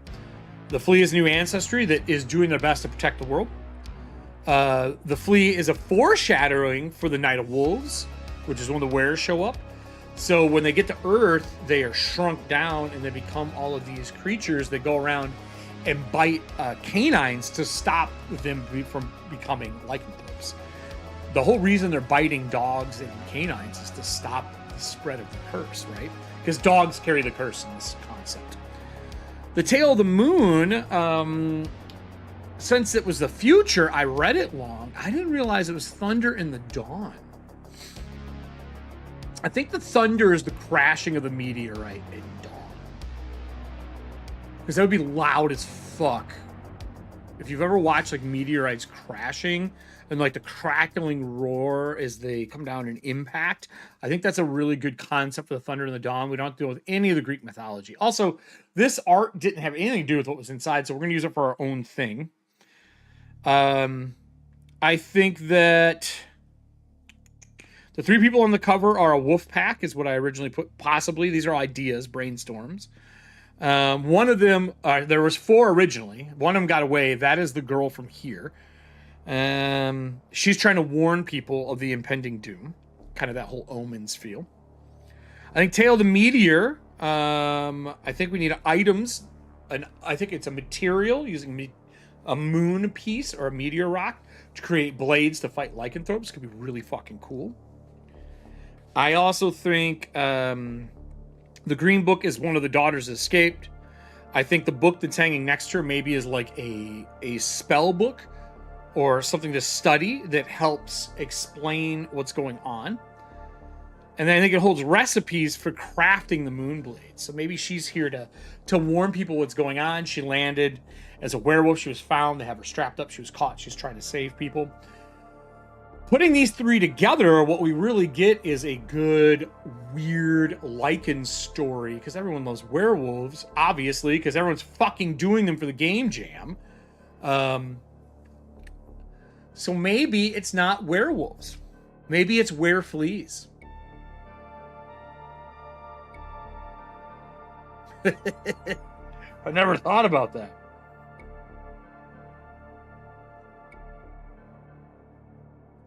Maybe the fleas are actually how lycanthropy is spread. Team Jacob. What? I don't know what that's from, AW. What's Team Jacob from? I don't know what that is. Is that from something?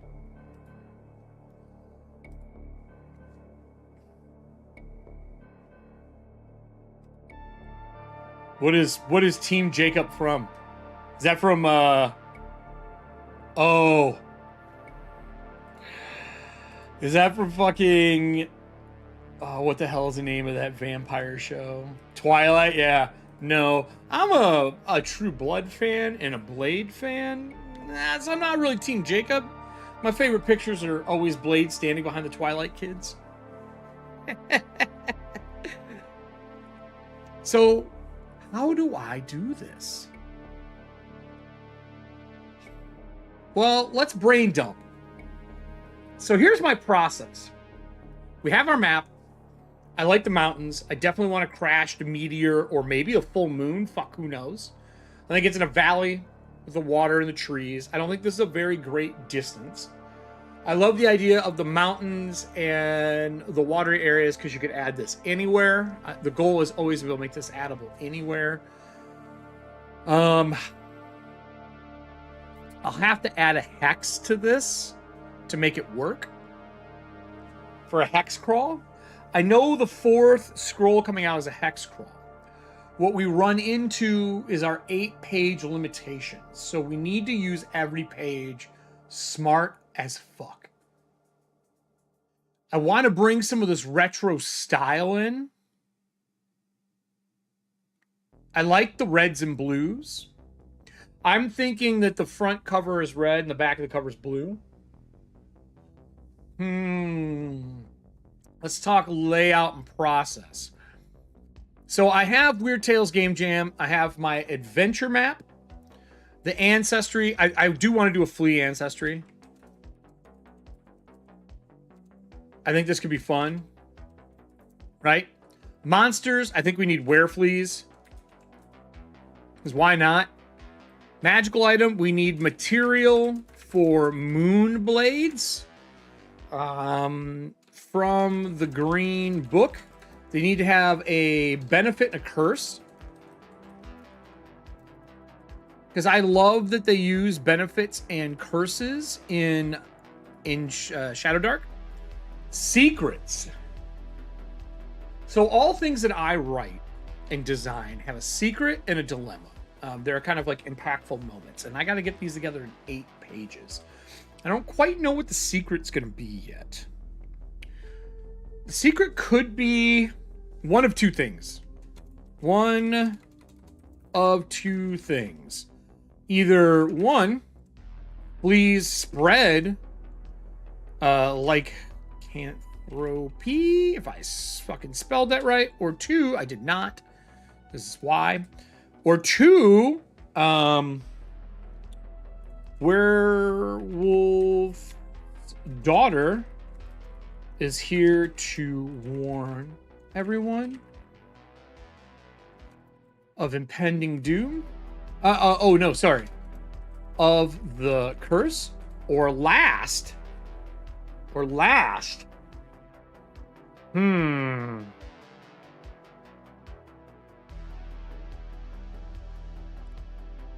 What else could it be?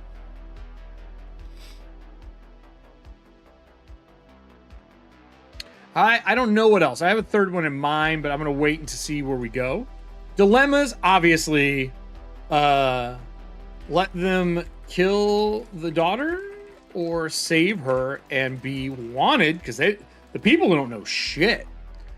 I think that's the first dilemma. I think the other dilemma is become a... what would the name of a race of fleas be? Is there another term for fleas? Let me get another audio here. Hold on. Let's go with videos. I want another video. I don't. Let's go with Space Wave Synth. Fleas. I just want to see how fleas work and what we can get from Wikipedia. Let's look at about fleas, everybody. Who knew? This reminds me of doing Warpaint, ironically. Common fleas, flea-borne diseases, plague, typhus, cat scratch disease, parasites like tapeworms. Oh, what if we did? Oh my god.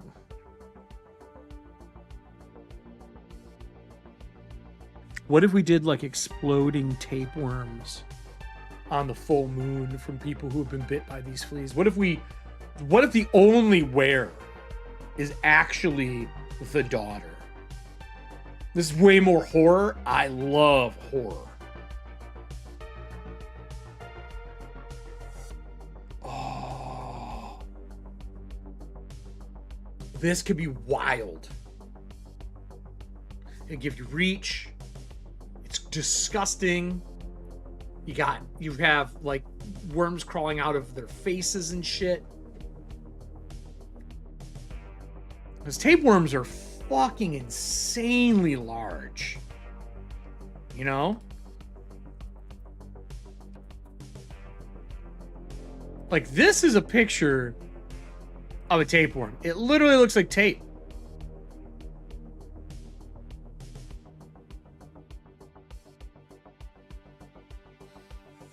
Also, why is this guy holding it? Gross. Cut your fingernails. Gross. Gross. This could be kind of fun. I'm gonna brain dump this as we're going through this. Tapeworm monster? Or disease? Making you eat your rations faster? Because rations are huge in Shadowdark.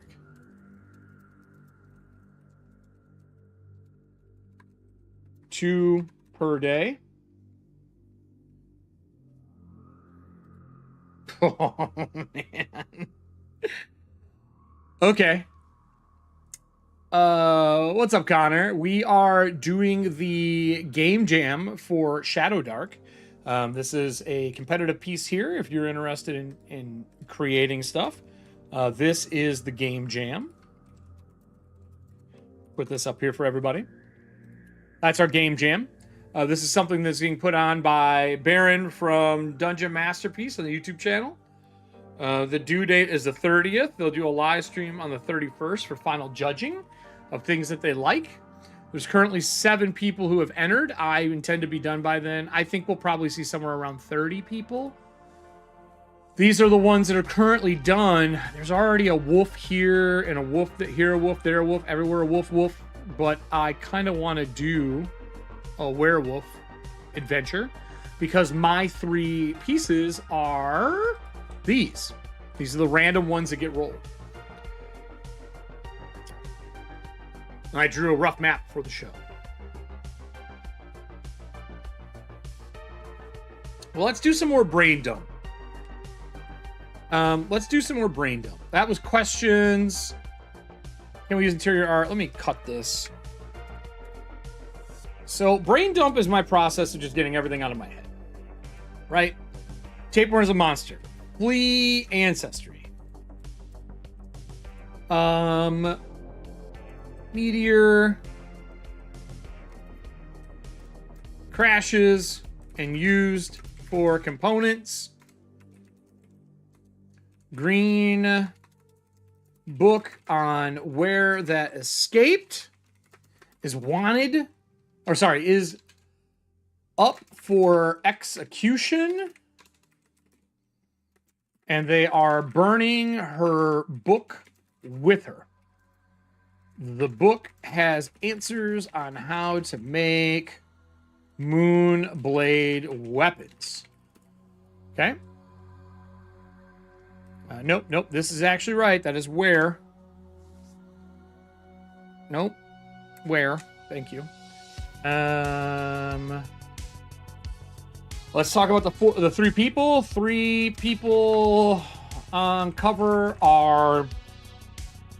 We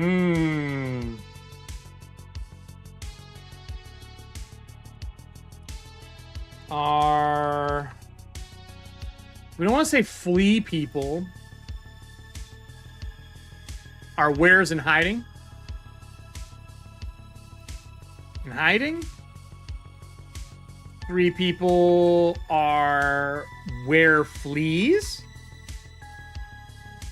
which is just weird.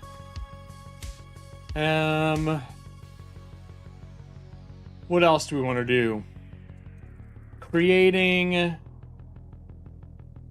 don't want to do a class for this. I just want to do ancestry. Oh, monsters. Monsters need. I definitely am doing a wereflea. We need wereflea. We need tapeworm.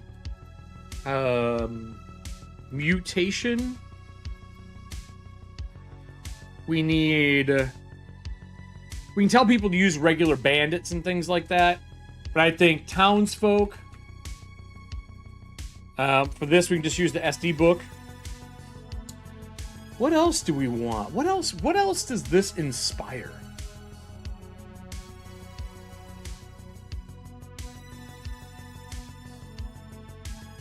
We need maybe maybe the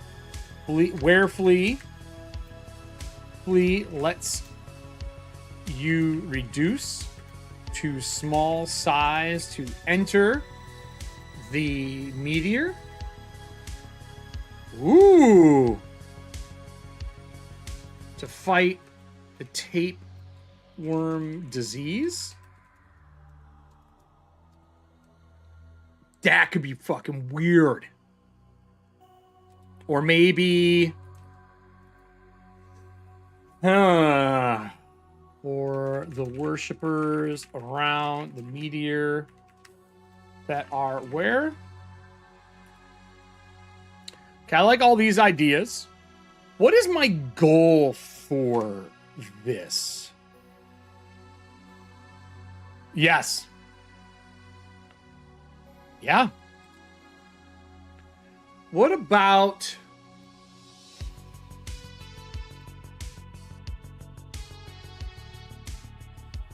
What if you're helping the werewolves and you're feeding them because they can't eat the people with the tapeworms? What if it's a total 180? You're either helping the wares or helping the people. That's the dilemma. That's the dilemma.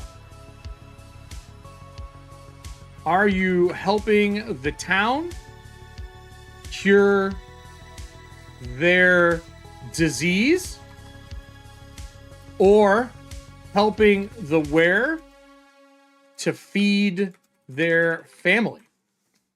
And to make it important, Lake Placid, yeah, right? To make it important, the family protects the region from the flea creatures.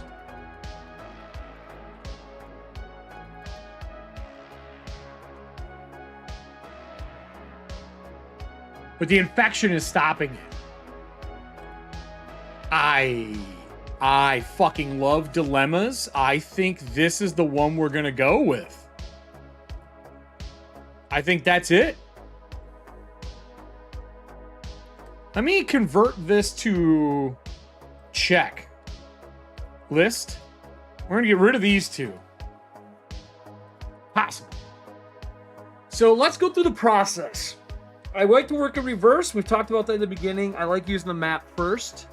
We're doing 11 by 8.5 by 11, whatever their fucking page size is. Hold on here.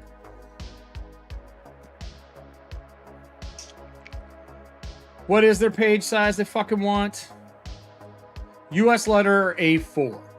Let's go over to this. We're going to rough this. I did this as the wrong one, so let me just go back to here. Let's resize it to A4.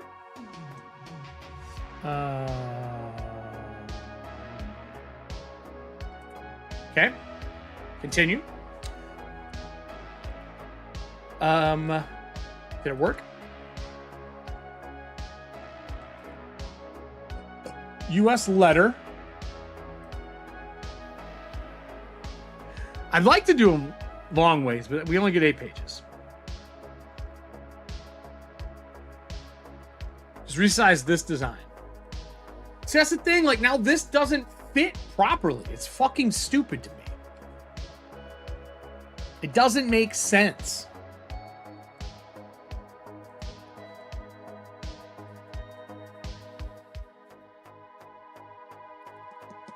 We're going to do this as a doc.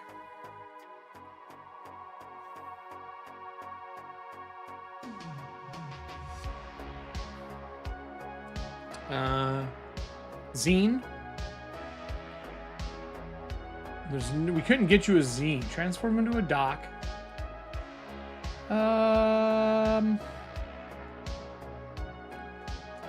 want layout.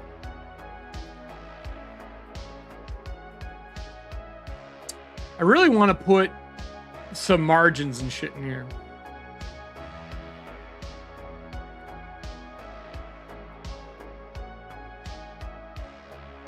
So I know custom sizes. More.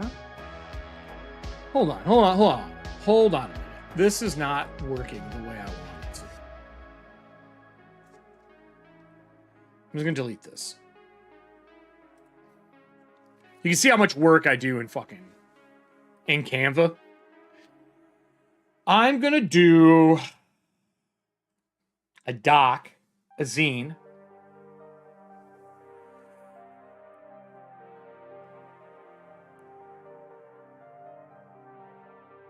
Let's see what happens when we do US letter. I want to see if it puts the guides in. I don't think it does. Uploads. Let's go to second page. Add this. Okay. I'll redraw these later. These are going to get added as well. Elements. Okay, so that's elements. I don't want to edit image. I want to edit the doc. File. Oh, here we go. Settings. Add show margins.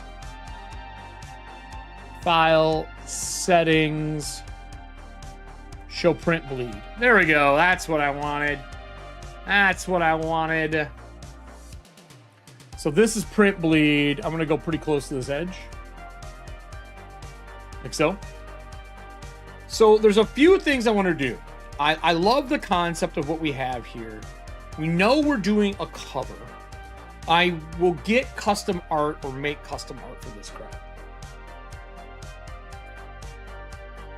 But what I want to do is get a palette together and do layout and put where things are going to be. I definitely want a table on the front of the book that's here. It needs to have a few more. I want 6. Is that 6? 1, 2, 3, 4, 5, 6. We're gonna make it small. We can't go smaller than this. Is that the lit? That's the limit. You're making me keep it this big.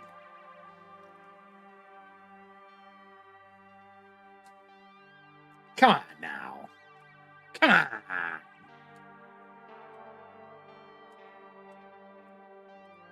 Well, I don't like that. It's too big. But what I'm thinking is in this corner, I'm gonna have a table. Let's do a text. We're gonna call it.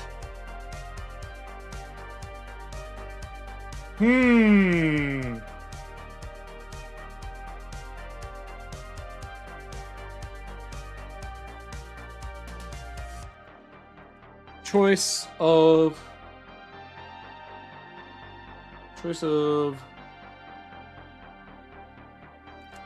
life. Okay. We're gonna blow this up. We're gonna put it here. Obviously, we're doing a rough draft.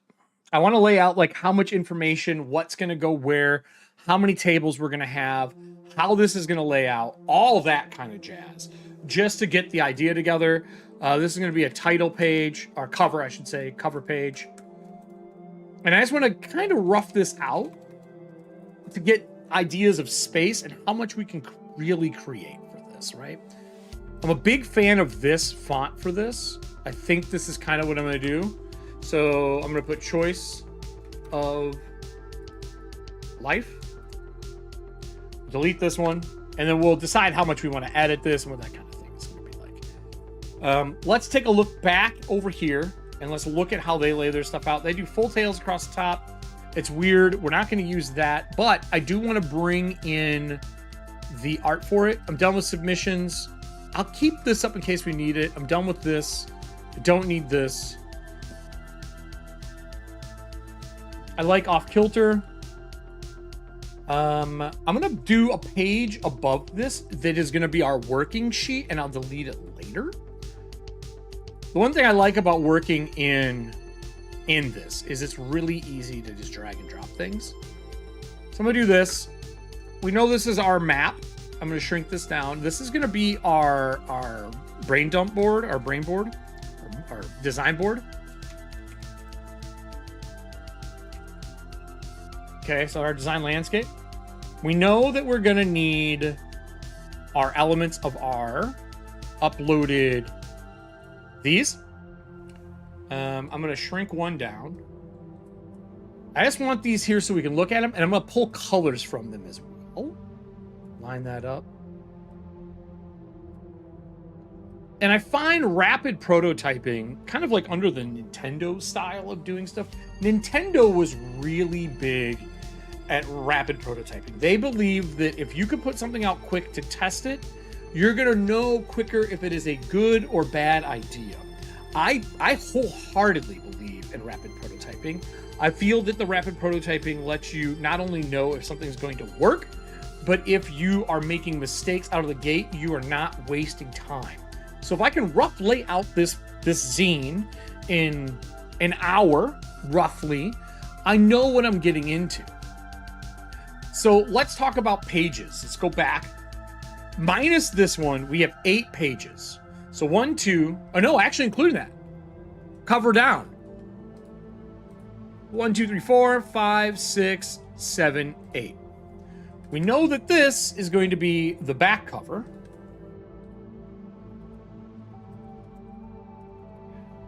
For me, the first thing I will note here is, so you can do Canva notes here. A lot of people don't know that you can add notes, but I like to add comments to these. And the thing I'm going to tell myself is this: evocative back that makes people want to run the adventure.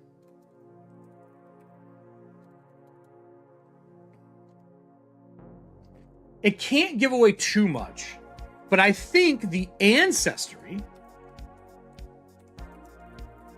on the back is worth it. Because if they see whatever the ancestry is that we make, like a flea person, they're going to want to play that. And I think there's a secret, going back to our secrets here, and I'm thinking out loud during this process, obviously. I think if someone plays a flea, whatever this ancestry that we do, they know they should convince the party to kill the werewolves. That's their job. It's part of the war between them. And you hand that to the player who's playing a flea. And if it's not a player, maybe NPC it. Right? Like, hey, do you want to play a flea for this game? If you play the flea, you're in on it. Do you want to be in on it? And then you go from there, right? So you leave the comment. So these comments go here. They go off to the side. You can look at them when you want. All you gotta do is click them. I love it. It's a great way to put notes for your shit. So this table needs to be, first off, I want this whole thing. There is a way to merge these.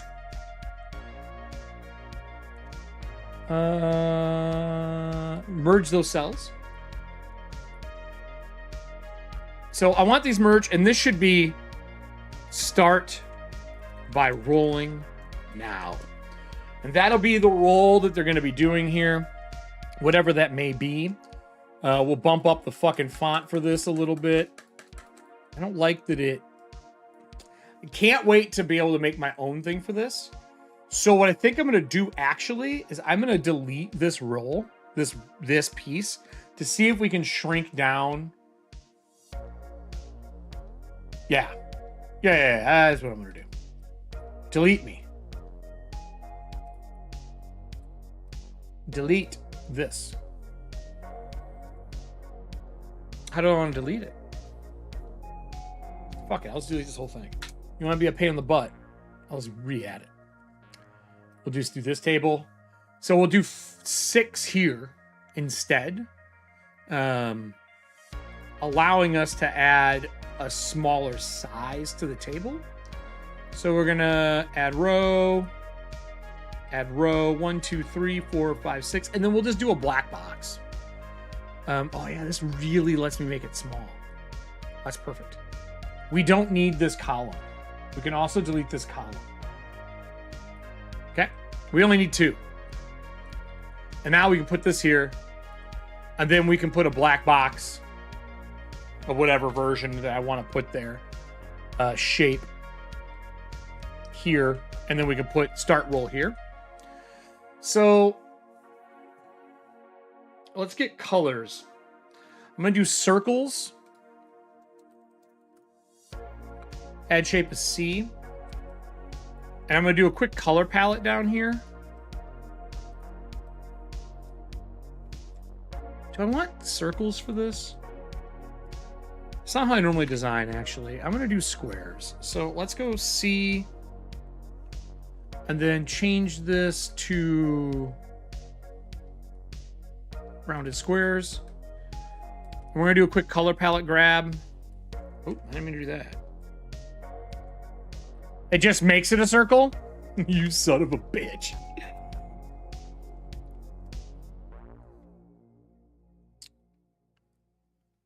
Boom.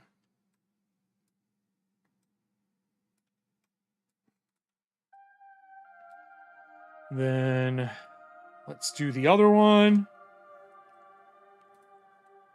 Like this. Line it up. And you can zoom in, control with the scroll wheel if anyone reuses this. Most art apps, you can do that. All right. I'm gonna cut this, paste.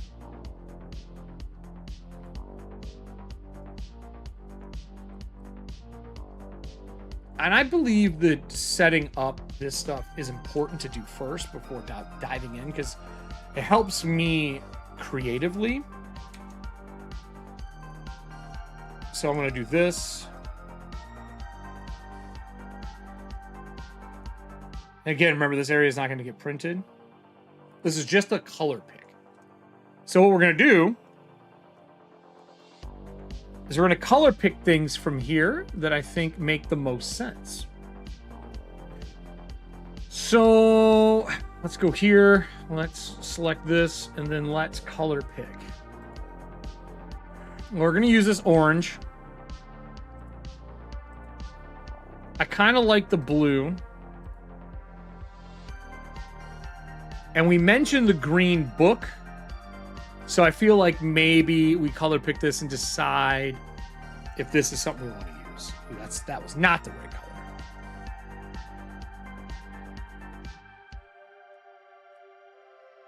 Ooh, I'm trying to find a good green. It is green, right? There we go. So that's this cover. Let's talk this now. I think this blue is probably what we're going to be using for a lot. It's bright, it's vibrant, it looks different than everything else. It's the only thing out of these that seems different than the rest of the pack. I mean, we can pick this yellow. I just don't know if this yellow is something I want to use, but I'll pick it. It's kind of a medium. And I honestly really like either her hair color or I like this stainless steely look. Let's go with a gray. Go over here. So first one, again, I think these red covers were probably the same before they faded. I like the bluish color they're using here. I like this dog color as well. Let's pick their font color. It's weird how color palettes work back in the day. And I think I want the rust color off of this. Probably the lighter color. All right. So this gives us color to work with, right? So now we have a color for the 3 books. I'll be honest, I'm not a fan of most of these color palettes. They're fucking hideous.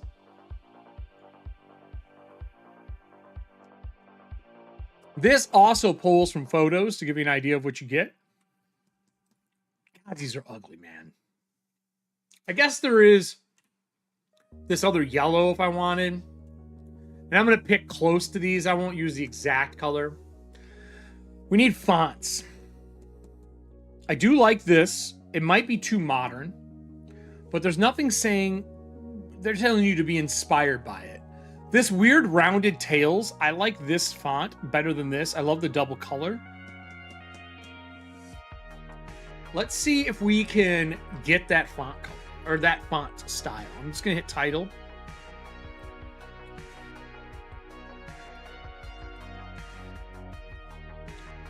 Let's do Weird Tales. I love the one on the left. The color of it, you mean? You talking about the color, Dean? I have them pulled already, Shane. I already pulled them all. Here, let me, I'll link them in chat for you. Hold on. They're big. Here's the Werewolf's Daughter. There you go. Here is the Thunder of Dawn. That's the blue one. Thunder at Dawn. And then here is, because they're all public domain, and here's the Wicked Flea. Yeah, I don't hate it, but it's grummy. Like, I definitely want to punch those colors up a little bit. I feel like they're still a little too desaturated compared to what I'm looking for. Let's go back in. I do agree. This is a better color combo than this one or this one. But I like this blue a lot, this rich blue.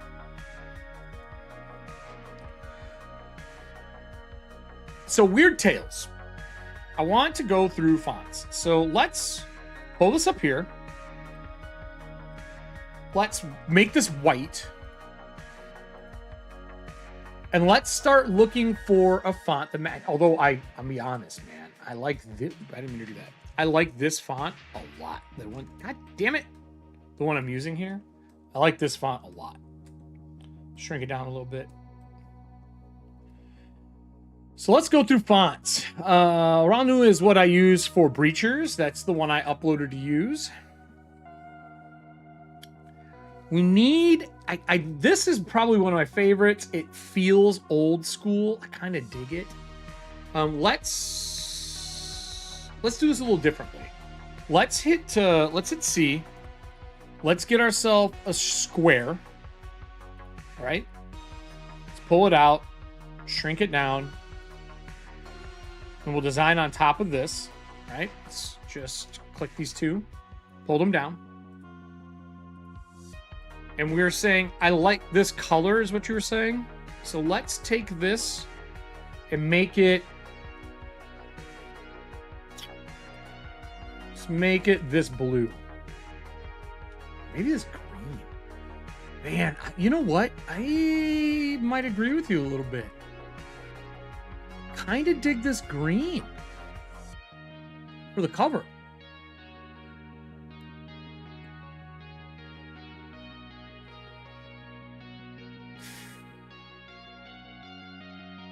Regardless, contrast is what I'm looking for right now, so that we can pick a font.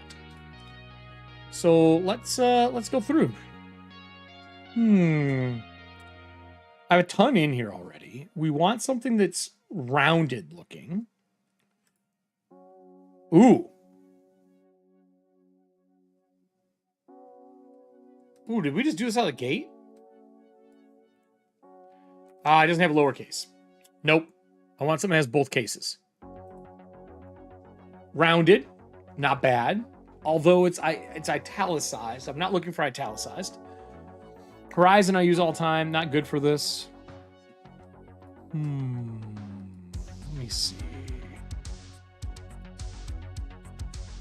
Let me see. What if we do... This isn't a bad internal book font. I do like this. So we're going to copy it. And here's how I do fonts. I just take them. If I like a font, I just put it down below. And then I delete them afterwards. If you were with me for Corpse Talk when I designed it, I did a very similar process. Let's go back to coloring, or picking. Again, cool, but I don't want italicized. Impact I use all the time. This is a good title font. This is a really fun title font. Okay. Oops, didn't mean to do that. Let's put it down here as well. Make it black so it's easier to see. I dig this. How's it look small? Still legible. Still very legible. It's got some style to it. Okay. Let's keep going. I know what I'm looking for. Chewy is okay. It's a little too like 80s cartoon or 80s like Goonies feeling or Power. There's just something I'm not into it. 2 squared off.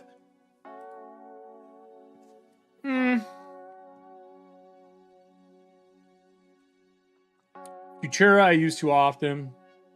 Futuron. I like this rust. Is that got? It's got some textured lines to it, but no lowercase.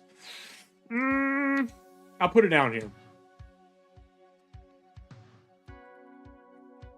Just because it's got textured lines to it, I dig the little bit of like waviness to it, but no lowercase, unfortunately. Easy to read.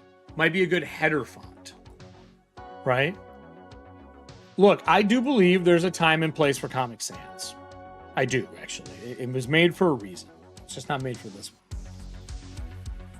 Is that a little too Western-y feeling? It's a little too Western-y. Okay. No lowercase. Italicized again. Ooh, buddy. No, not for this. That's the one we looked at. Let's scroll down a little more. I do like slab. Amazingly thick. That's awesome. That's a great name, too.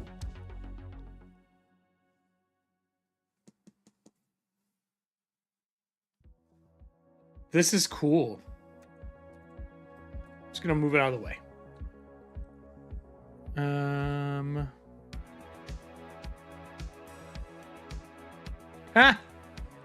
No. I wish there was a way to make this bigger as I was scrolling through it. I really do. No. Cool, but no.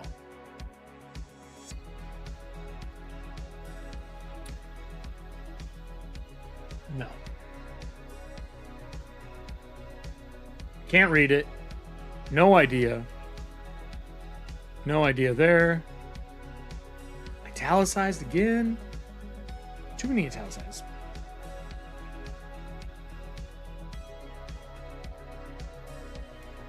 A cat is crying for no reason. Is he just downstairs crying?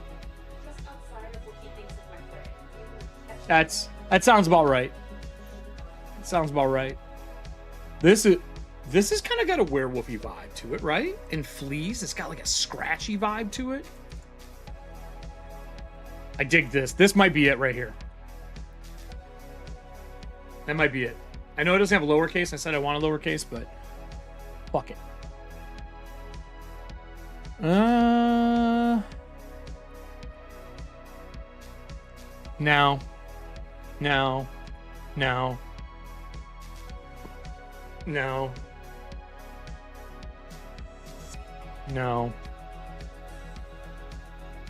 That's that one the other guy used, I think.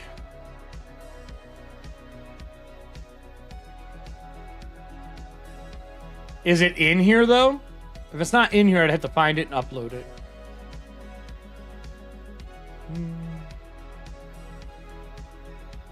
There's the classic. That's really similar to that.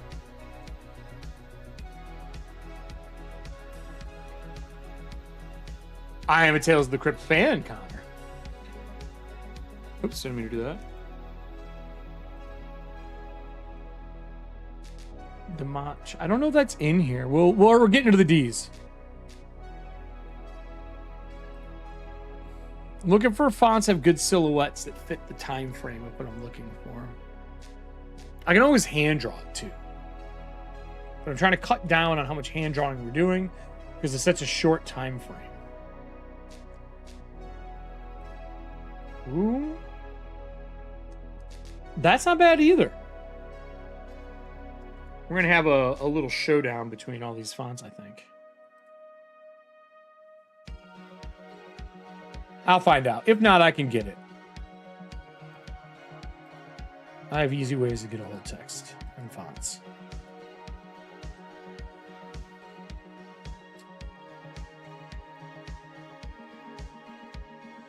I don't hate this. I'm really liking the textured edge vibe to portray what we're doing. And that has two versions too. It has a cutout one too, which can be kind of fun. Almost impossible to read. That's kind of whimsical.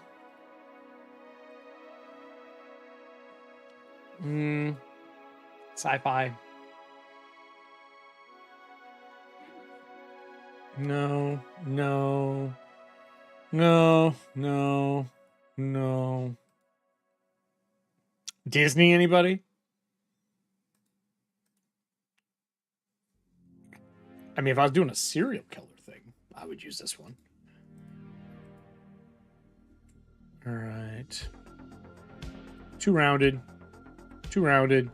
Still too rounded. This is one I like a lot too, but I think that's a little too close to some of the stuff I've used. This is nice. I mean, it doesn't have to be identical to this, and they obviously use different fonts for each cover. This is cool. Little Knight's Tale though.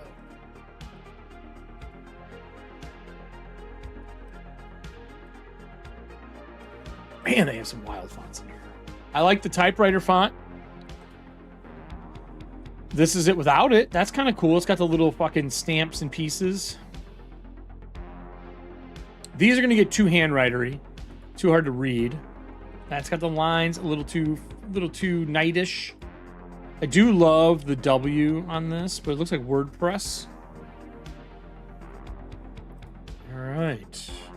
Scrolling. This might... too bubbly. That looks Aztec-like or building block-like. The weird. So it does look weird. Yeah, I agree. I do agree. I think I have one down here that I like. I just want to get into some of these up here. We get some really weird, like offbeat fonts coming up. Like I love this one. I'm a big fan of this. I've used this in some other things.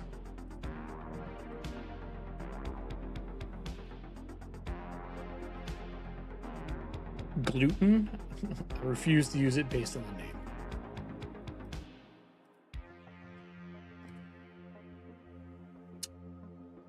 Ooh. This has a werewolfy vibe to it, doesn't it? Like almost paintbrush. At the side of buildings.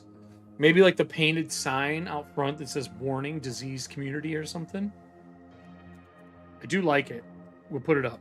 It's in the running. It's in the running. No. Cool, but not for this. Hammersmith I've used 1,000 times. No. Too many of these don't have lowercase. That's cool. Italicized though, which I don't want.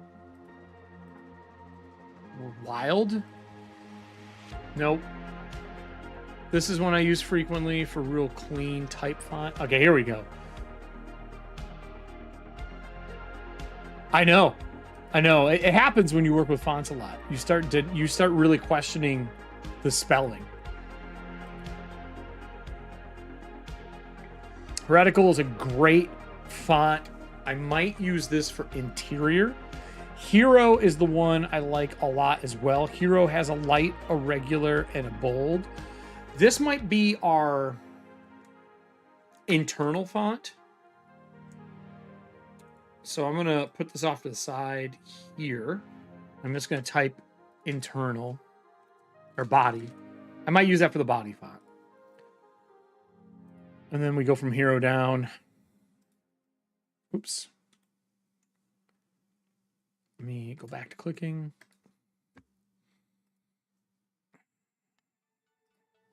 One of my favorite fonts of all time, Horizons.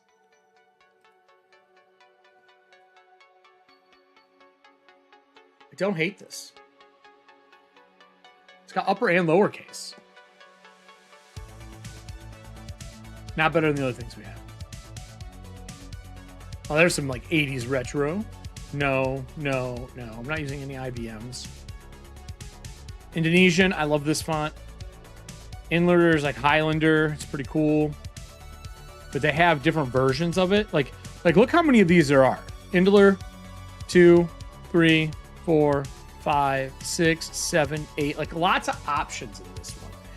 And it's got a lot of tattered and distressed looking font types. I really do enjoy those. This is the other one I was looking for. I like this, but it doesn't work for what I want. ITCs I've seen 1,000 times. These get too big. One I uploaded, big fan of that. This is my Tales of the Crypt that I use for Corpse Talk.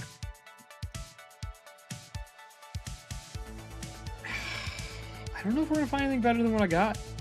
I'm just doing quick. I've seen all these fonts 1,000 times. They're almost at the bottom.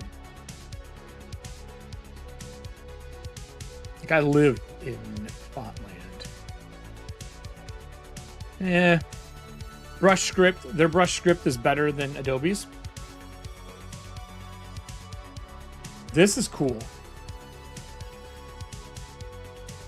I don't hate that.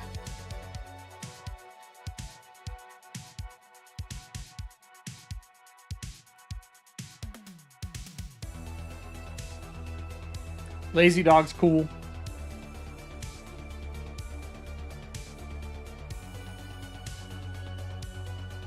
This is a great writing font too. It doesn't work for what we're doing. It's got a lot of options. Baskerville Classic. I'm glad that they have that in here. I'm also, if you don't know, Canva was bought by the Affinity people, the Affinity suite. So we're going to be getting a lot of shit from Canva into Affinity. I'm really pumped for that because Canva's got better background manipulation and grab tools than Photoshop does. I hope it turns out the way I'm thinking it will, because I would love to be able to ditch the Adobe suite here sooner than later.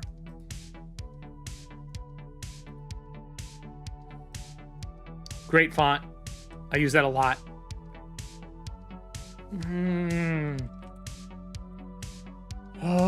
I think I like the ones we have. This is another one of my favorites.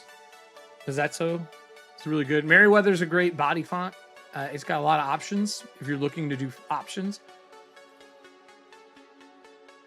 Sci-fi. Ooh, that is cool. That's really cool. Mont is another one of those ones that I like for internal and body because it's got a regular, a bold, and the black is great for titles. It's a really good font. As a matter of fact, we're going to put this in the arsenal up here. I like how bold it is without being kind of stupid. There it is. Mountain Rivers. Pretty cool. It's got lowercase and uppercase. I like how it flows. It kind of looks like, if you zoom in, it looks like fur a little bit. It's kind of cool. I just don't think it's going to be noticeable enough with what I'm doing.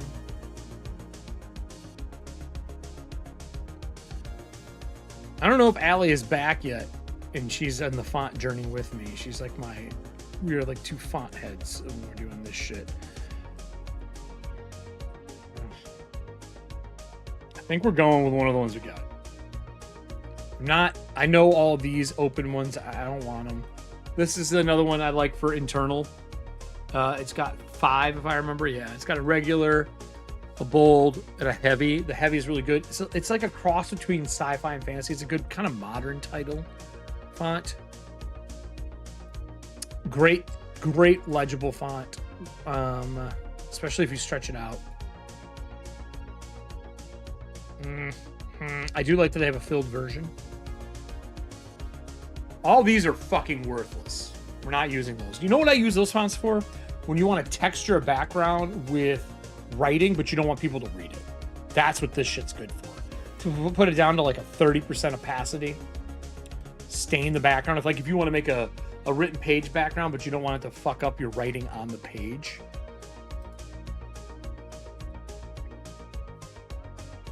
Good one again.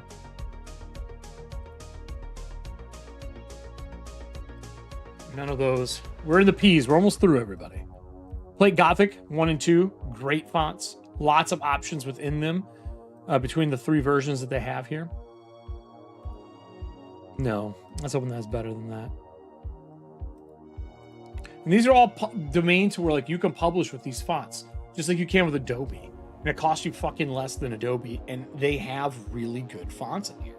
And then if you buy a font, you can even upload your own font into here to use for all the stuff you're doing, which I've done quite a few times. I just wish you could organize libraries in here for your fonts. All right. This is another really good one. I use this a lot for Streamlit cards.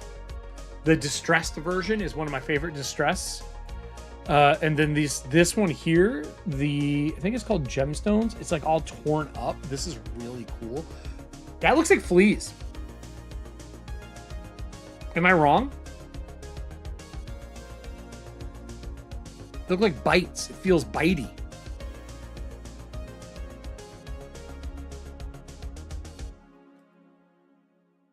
Ooh. God, I use this font so frequently, man.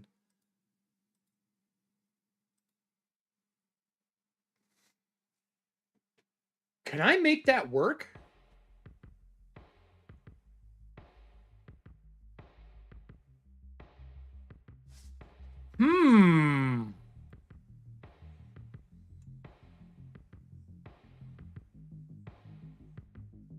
What happens? Hold on. I don't want that. Get rid of you. I want this. Paste. I'm curious. So, obviously, there's effects you can do. I want to see what Splice does. Okay, Splice fills it. Hollow does nothing. But what does Stroke do?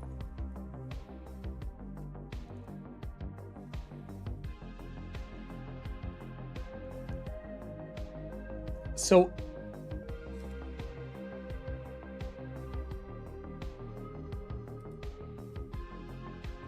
hold on.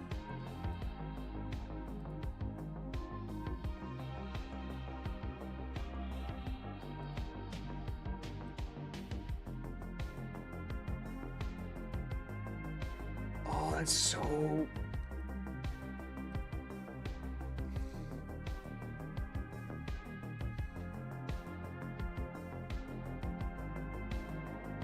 I didn't think I was going to go this way.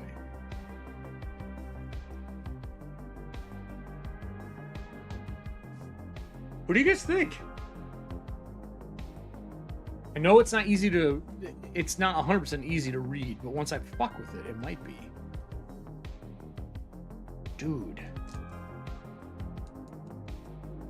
Let's see what the other version looks like, because remember, there's all the versions in here.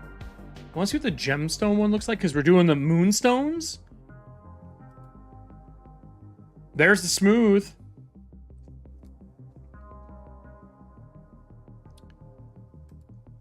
There's textured, smooth, rough, standard.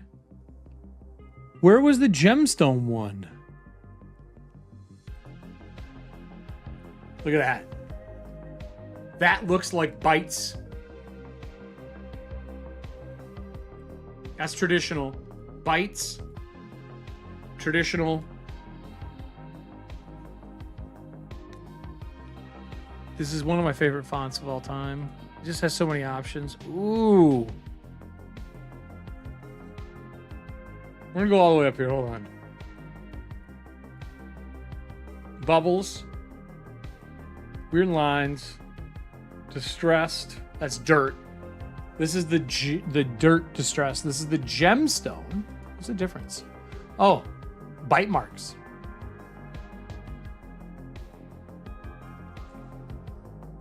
I like this one a lot. I agree with you. It's like a fucking maze version. I like this a lot. I think this is it right here. It's basically the opposite version of that. It's the inverse. Okay, we're done. We're not looking at anything else. So let's go like, if you click here, by the way, you can, there's even a button for it. I think it's Control/ where you can move this over. Let's go through what we got here, and we're going to make all these dark so we can see them.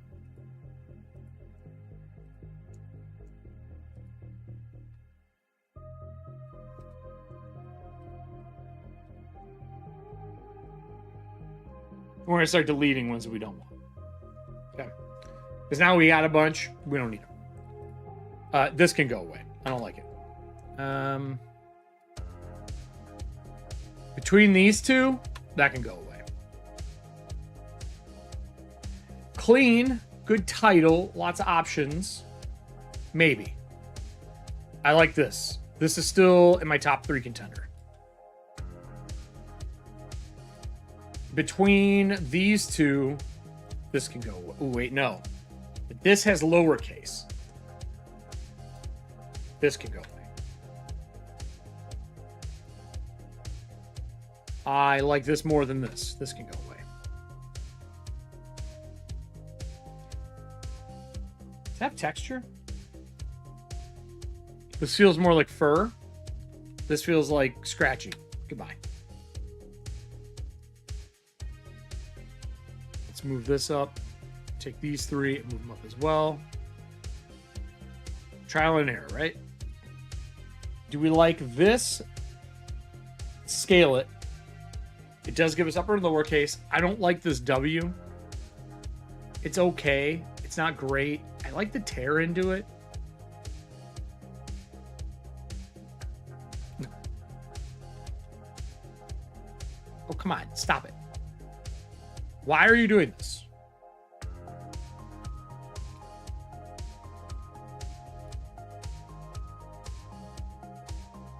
I like this, but maybe for like a DuckTales show. So now we're down to these. This is our ones, and then this. I think this is the winner for the title. This is going to be our title. Let's take it down here and look. Let's ditch this. Fuck this.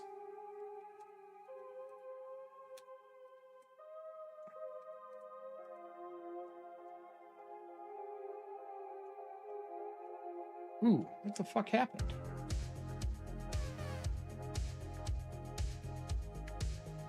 I'm gonna refresh this page.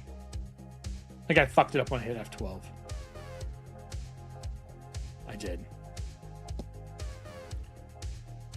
Is it all that way? I fucked it up. That was my fault. All right, gone. Cut. Paste. Yep. We're going with this. This is awesome. Man, it's so awesome. So ours will be bytes.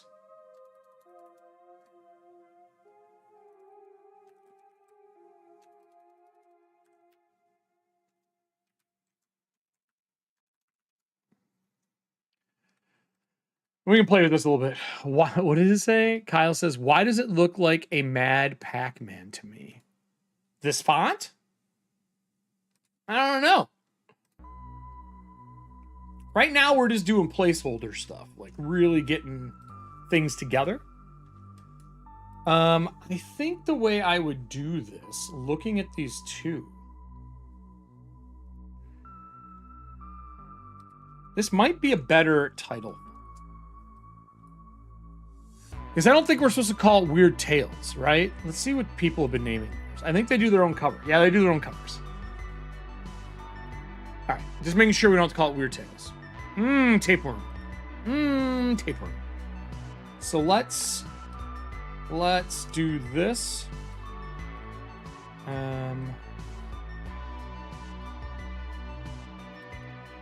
It does look like it. Oh, the E looks like an angry Pac-Man. I mean, yeah, kind of, man.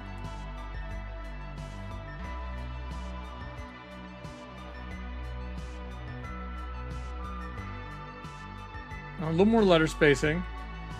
I want to shrink this up to it. And then I want to see if we go like this, if we can get a good block. There we go. Nice, compacted. I do love this. Like,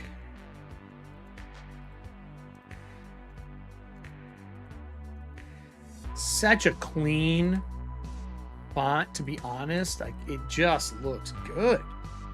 This is a secondary choice. This is a second choice. Like, I dig. I didn't mean to put this on 100 and something font. I dig this.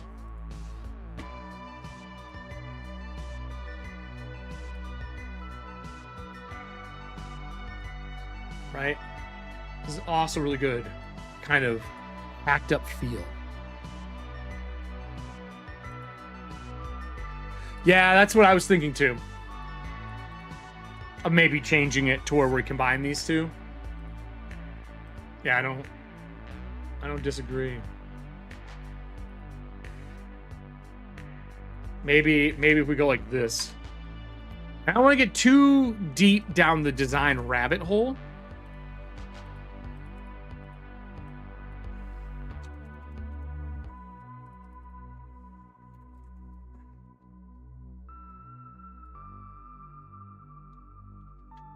Like that. That's kind of what I was thinking. Let's just group them for now. You make sure. Trick, by the way, everybody. So I know that you can. This is a like hard graphic design piece. So when you're doing stuff, fonts line up, but there is digital alignment and then there's visual, like what looks good with alignment, right? And a lot of people don't know this. So you take a box and you bump it to the edge and you make sure that whatever you have here lines up for visual to help. But you'll notice it's weird because this has an outline and that doesn't. And sometimes that visual alignment is the inside line instead. If you take it over here and you do the same thing, you use a box to align your stuff instead of the program, it makes a fucking difference. X should have learned this when they did their logo. And now, even though it's technically larger, these two things together look really good. Right? And we'll edit this stuff later. But that looks complete, like choice of life, like as a choice. I'm a big fan of doing optical alignment versus digital alignment for a lot of more art-oriented things. And remember, we're kind of mimicking this style. We'll get into that more as we go through, but for now, I want this in place. Cover-wise, I know this is going to be important. I want to see, can we shrink this anymore? Is this all she wrote? It's all she wrote. So I need a black box here and then roll to start. And what I really want is fur. But I want a graphic that feels like fur. So let's see what all the graphics are. Like, for example, this.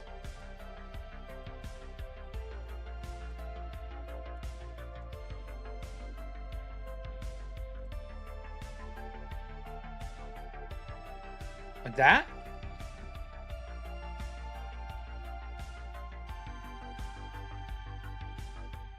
No. And then what I want to do is some patchwork stuff. I like this.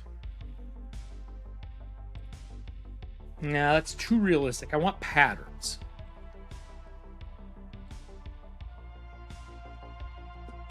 Ooh. What is that?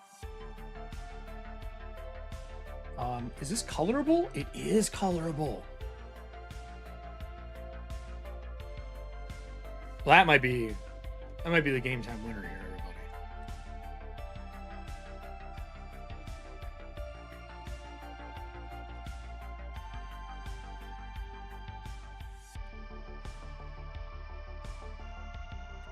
Get rid of that one. Be a black box behind this. So what we're going to do is we're going to fill these with white, right? And then we're going to table spacing. We want cell spacing to be as tight as possible. I don't want any gap. I wonder if that'll look good when it goes to print. No. I'd rather have them touching. And then we're going to do... Do I want to do none?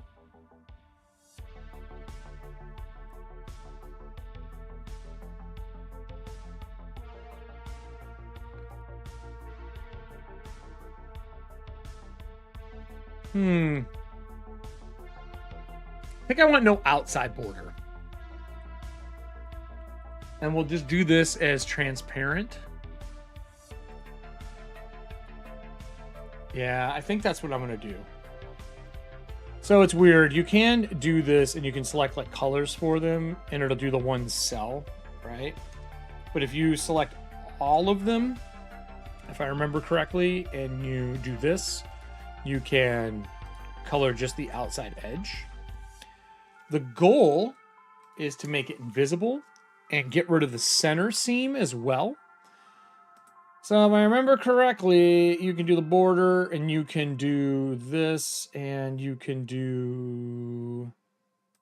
What is hex for transparent? Is it the 0F?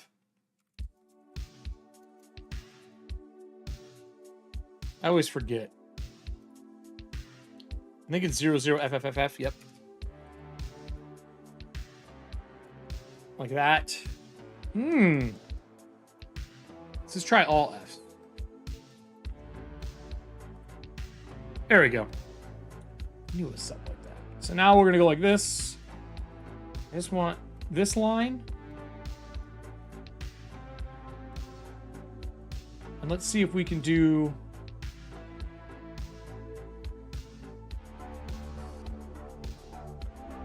vertical lines. Can we do this? I've done this before. I want these to be black. And then when we do the two different pieces, we'll be good to go. And then you can downsize the weight on them. So now we have a piece here. And the goal for this is to have like 1, 2, 3, 4, 5, 6, and then whatever we're going to roll in this table. Roll info. I'm just going to copy and paste info over and over again. Ooh, I like this version better. This can shrink down. We don't need this to be very big. There. I'm going to go like this. And then we're going to do... I think we're going to use this font for the interiors. Right? I think that's what we wanted. What happened to our body font? Did I delete our body font like a dumb shit? I did. Night, buddy. Have a good one. Cheers to you as well. I'm not going to be on much longer either. I'm going to go cook. I just want to do rough layouts and then we're good. Watch, I do the whole thing in here and just keep it. Imagine that. Imagine if I just do it all and submit it out of here. How pissed people would be. Mont. I think this is the one that had the different ones. It does. Okay, Mont is our body. So let's go down here. Let's do Mont. Mont. Done. And we're going to do Mont bold. And then we are going to center these. Okay. And now we have a nice little center thing, and now I can squish it because it's fonts in it. So what the info is, and then I want a piece that says roll here. So let's do...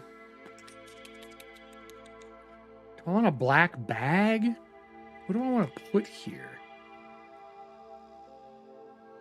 Some form of box. Maybe let's add one above it. Let me try something here.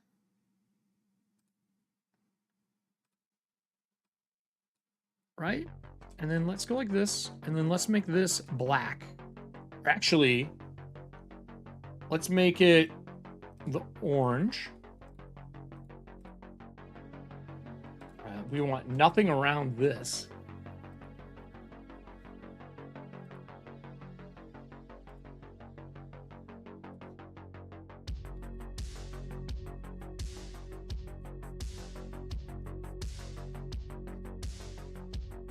Really, you would think by now they would make table stuff easier to do, but they fucking don't, and it's really annoying. So this is gonna be D6. We're gonna make this white for now, and I will worry about colors later. Oops. This will be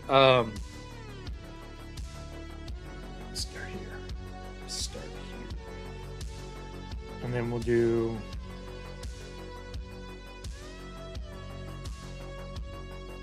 kind of steel color.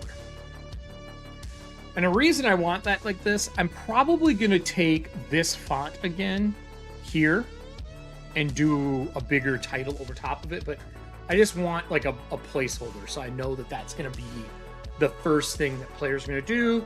We have choice of life. Some art will go on the cover of this. I don't know what it's going to be yet. I haven't decided. Then we're going to scroll down and we're going to talk about our first interior page. Right, our interior page. And then we know we're going to have this map. I think underneath is going to be our information. So what I'm going to do is I'm going to do a text box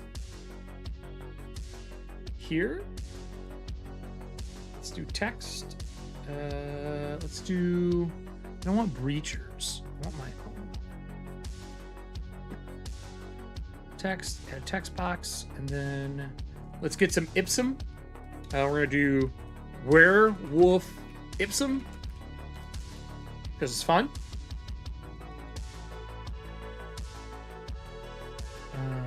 Generator. Ipsum generator is just filler. Give me some text. So we're going to cut this, zoom in, and we're going to go like this. And we will just fucking delete this, whatever the fuck that is. Ooh. Let's paint it without formatting, maybe? Well, fine. We'll just get rid of you. All right. So we're going to go like this.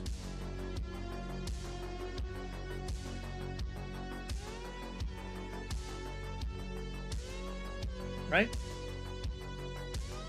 And then we're just going to paste again. We're just going to get rid of this, get rid of this, and get rid of the word mirrored there. I'm going to put our font in here instead, which is going to be our Mont.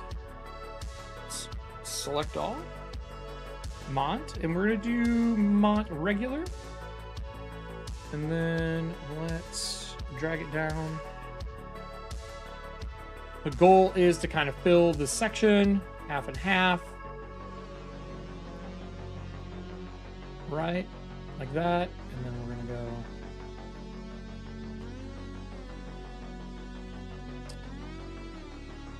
Where we'll delete it about here. I just want placeholders. That's all I'm looking for. Right? That's the cut margins. They're saying basically bleed margins. So we'll kind of go like that. And then we'll just do it twice. And I just want to put these in place. Let's get rid of this. And we're going to go through and kind of do our layout. Sure. Yay. Right? Goodbye. Goodbye. I'll just repaste this one more time. Now, this doesn't have all the cool things like a page editor does and the bleed and carry through for the boxes and stuff like that, but I really don't care because that's not the point of what we're doing right now. I'm literally just getting us set up. I love that they said that's the writing space and that's the margin. All right. So let's say we do that. right? We pull it down. There's probably going to be a table on this page. Like if we go back and look at PDFs, and I go to the PDF here. Well, I just realized I left his comment up. Sorry. If I go back to here and we go to first scroll and we look at theirs, right out of the gate, they have their table. We don't have as big of a map, and then they have tables. And I think we're going to add these in the same way they did.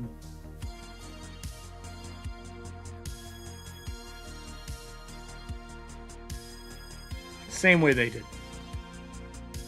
So we will need tables that go in here instead of this. So I'm just gonna copy these, paste them here.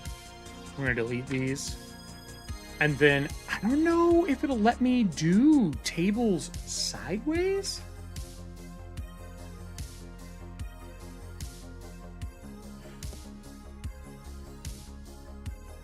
It will.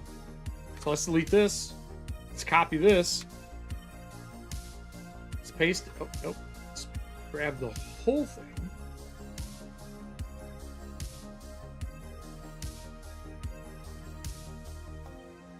There. Go in here, paste it. And then let's just do... Maybe we don't have to do turned. Right? Because maybe we can get away with just kind of putting these in place, blowing them up, and then doing longer formatted one for a big important here, which is rumors. Right? We do a D6. We don't need a lot. And then maybe we can cut and paste this again. Bring this down. Let's do 2 halves.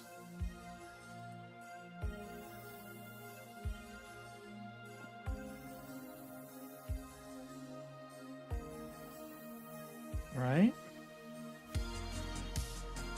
So we'd have rumors. I think the other thing we need is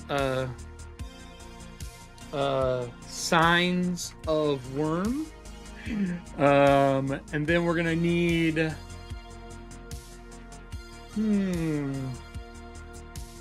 what would I do for this? Signs of worm.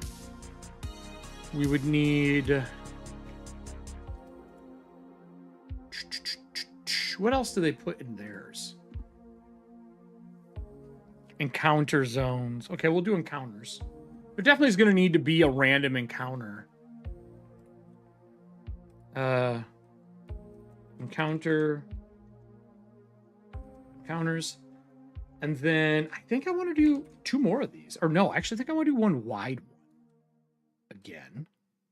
Like so. And I want this to be encounters on Meteor Trail. So I want them to be different.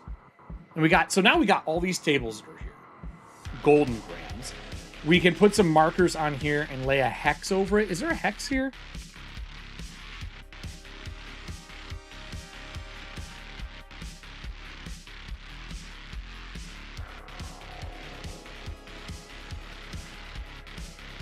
I'll probably redraw this in whatever my program is that I choose, but let's just do this. Let's see what it looks like.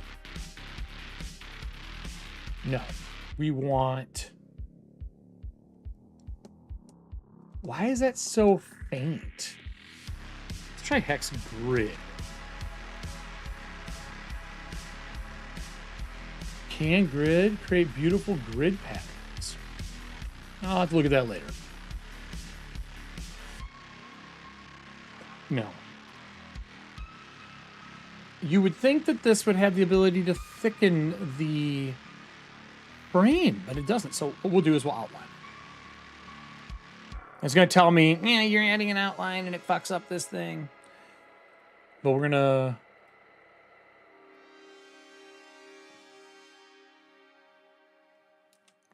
We'll make it white as well. Weird that it fucks up the hex. It's not a full hex. Do I care? There we go.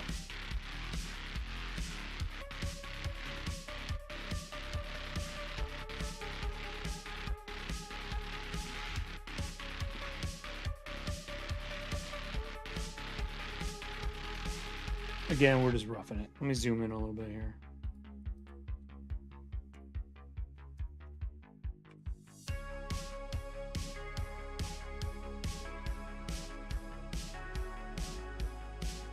Doesn't need to be perfect.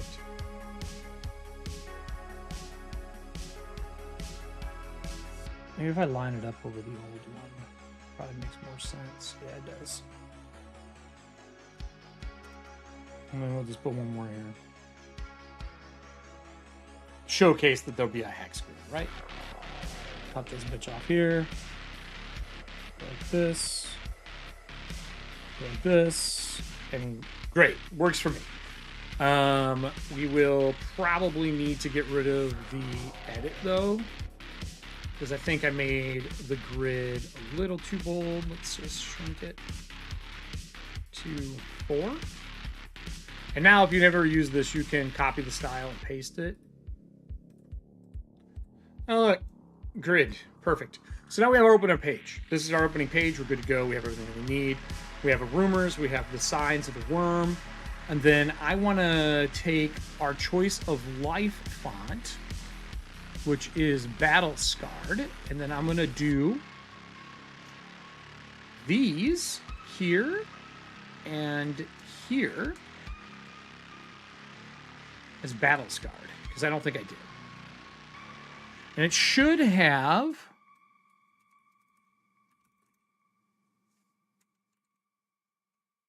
done. We're going to do the same thing here. Done. So now we have a font that kind of gives us a nice table style. Done. Done. Now when we copy and paste it, it's like we have a template.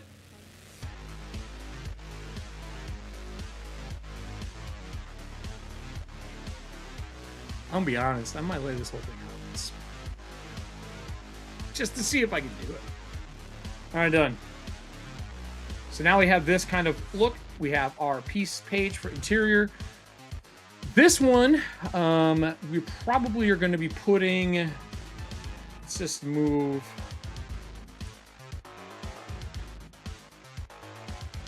Let's move all of this down here. So we like that. So we're going to need this, this, and this. We're going to cut them.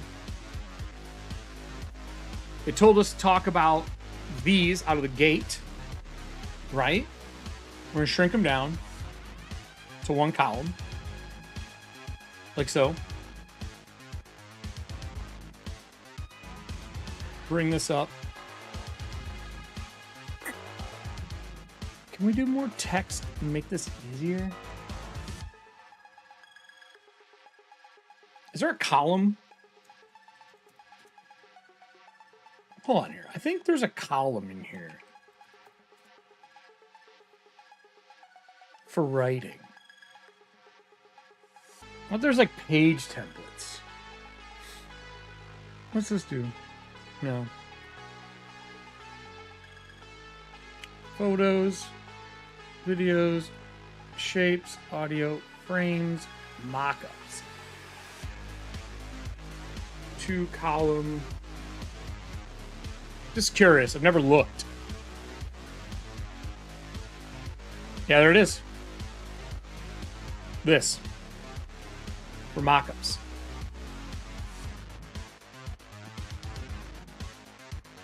If I remember correctly, can you increase the size on them? Oh, you can't. Lame. It just says photos is what it does. I see. So we don't need that.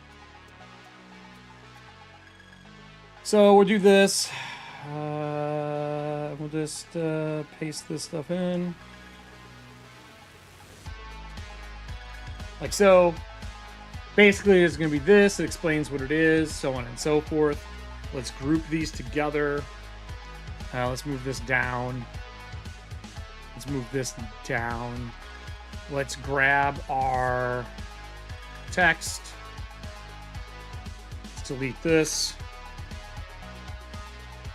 And let's just do a text box. Let's make this battle scarred. And then we're going to make this a font 18 because they love bold print for their stuff. And this is going to be intro weird tales choices. Okay. Maybe a little bigger. Maybe I'll actually go to a 20 on this one. So we're going to have that kind of as our title heading piece that kind of explains what the weird tales are. I think I'm actually going to put this up here and move these down to break up the piece. A lot of the pages, if we go back and look at the PDF, when you go through their stuff, most of theirs is like contents, introductions, really bold and in your face. And I actually really enjoy that style of design. And I think it fits the expected Shadowdark feel. So, to be honest with you, I think what I'm going to do, we're going to delete this shit, right? I'm going to move it down. So, move this down. I think instead of a black box, I want...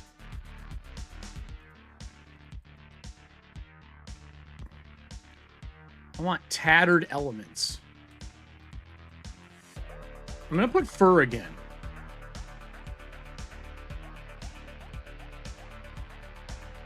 Can we get a fur that goes across that's good looking, that's not garbage?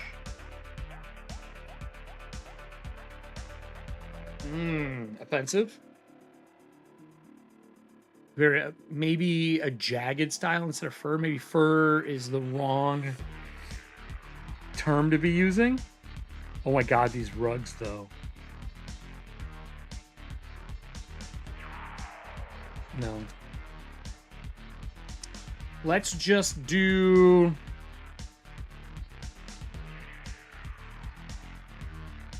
tattered? Here we go. What kind of dig this. The curve is too much. Maybe something like this. That looks like a shitty map page. Maybe like this. Ooh, there we go. There we go. This is what we're looking for. Right? And we just take it to the edge. I do too, Connor. It's a choice. I love the style. It's a good design eye. Let's push this to the back. Nope, I don't want to print it. Let's make this our... I think I want to make this white. Or that stainless steel look. Right? And then I think this, I'm going to make one of these colors we have up here. I kind of like this green color or the blue. Let's check this out. Let's do this. Let's grab this. Let's color pick. Let's color pick and go up to...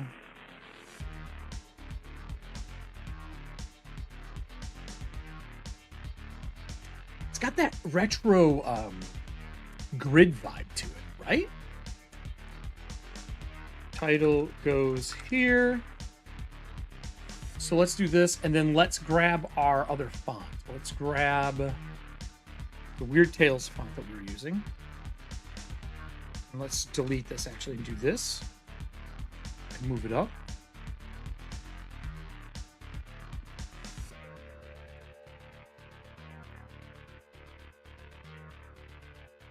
Right?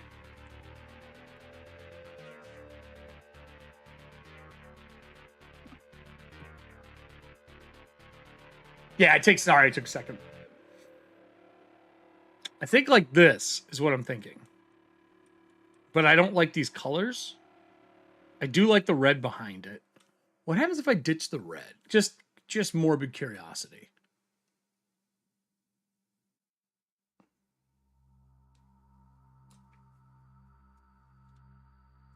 What if this is black?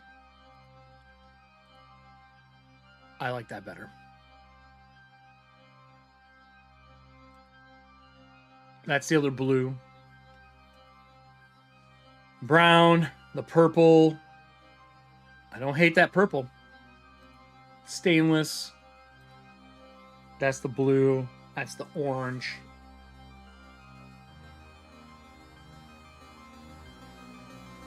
I feel like I need to increase the size and boot it up some.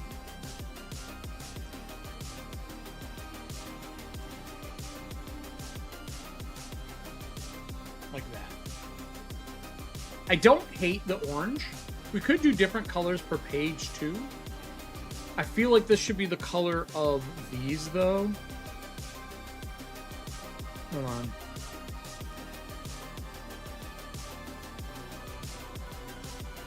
Yeah, there we go. And then for this, maybe instead of the outline being that color, do we maybe blue it? No. I think that stainless, that gray stainless is the better color. That's the cream. Ooh, that's got some retro vibe to it. That shitty cream color.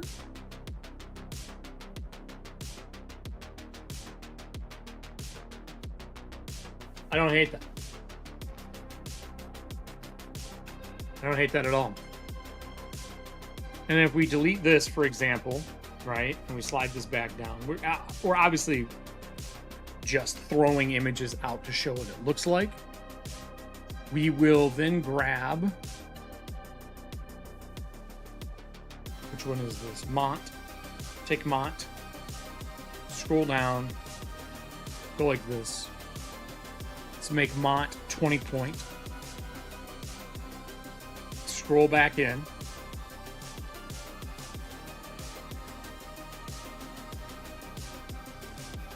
Because even in the PDF, they do little banner pieces that go across. And all their bold titles for pieces, even in the... Like this guy didn't do, he just did bolds. Let's delete that. Let's what this one do? Just bold titles. Yeah, I agree with this. The layout's a little boring, but this is the best laid out. And I like these bars that they used and put the pieces in. I think this is smart. And I like these big, bold pieces. I think something closer to this is what I'm looking for. Without being wide. And I'm probably going to do something similar to this and do a drop shadow on it. Which we'll get to. But even in this, which is what I wanted to go to, the beginning of chapters with people, with stuff. Not gear. Come on. Scroll up a little bit here. You can see that it's just the bold type, boom. But we only get 8 pages, so we gotta be really careful on how we spend our 8 pages.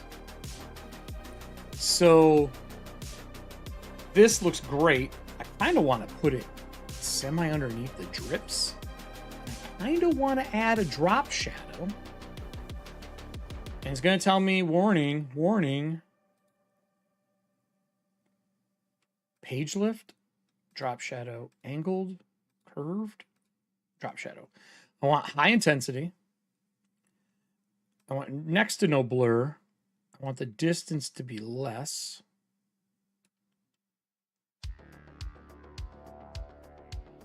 Like that. Because I love the idea of like it being over top of stuff. I like layers in my designs. And you can read this well enough still to where it doesn't fucking matter. We just need to downscale a little bit. I wonder if I flipped it, if it would be better. This piece bothers me. Right here.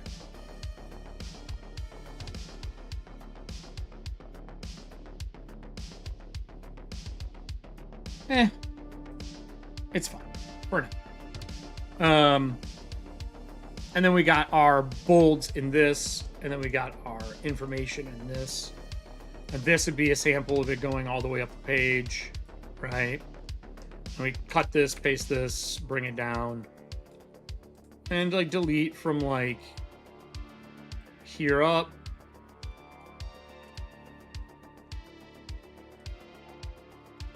Come on. Like so. And you just move this down. So yeah, now you got this nice like rough layout. I want a background image. I kind of like this fur. I'm tempted to try to recolor this for each page as a textured background, like so. But it's too hard to read on.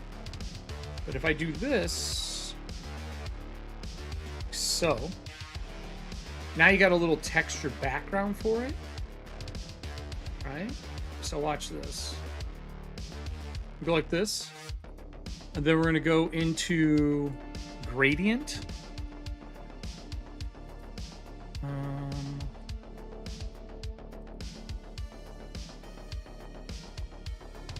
don't want apps.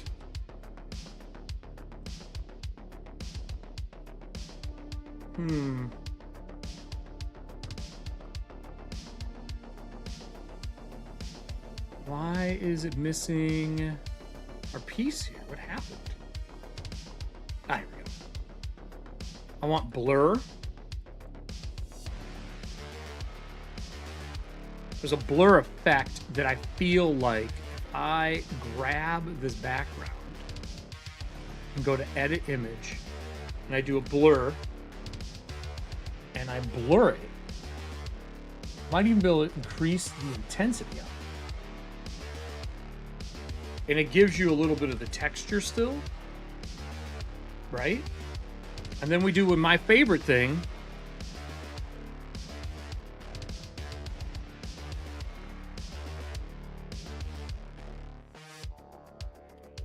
Do some splatter effects to add dirt and grime.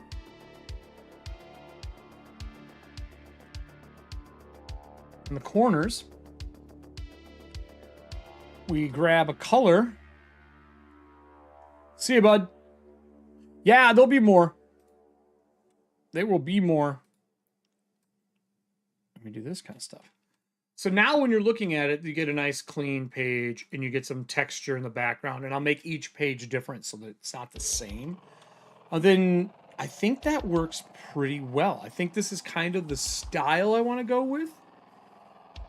I'll have to work on the background to make the font more legible. We have our three pieces here. We know what our tables are going to look like with color. I'll redraw this map. I dig this. And I'll probably tuck this in like fur or something. It's pretty good. So we go back to here. We've got now pretty much everything. We know we're doing tapeworm monsters. We know that we're doing flea ancestries. We know we're doing meteor crashes. We know that the book is how to build stuff. And we know that tapeworm mutations and townfolk are important. We know the dilemma is which side are you picking. I think the only thing that I need to do is tapeworm monster. Right? And then I know we need our version of the executioner. We need townfolk. And then special rules is what we're missing. We need the disease.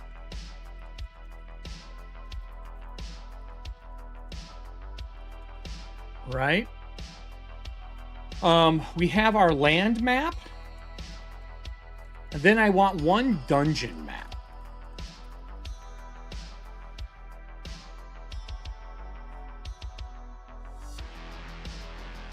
Unlink. And I think so. I think that what we're looking at then, if we go back to Canva, cover, inside cover, first page, weird tales. Let's just delete this and move this down. Let's bring this over. Paste one.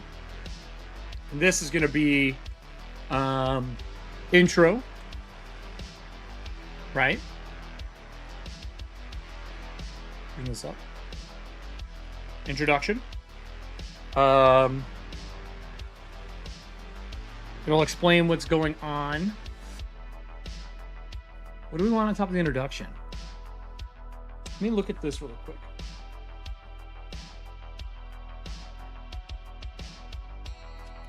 I think this actually just says introduction. right? Like so. I think after that, we're probably going to do characters here.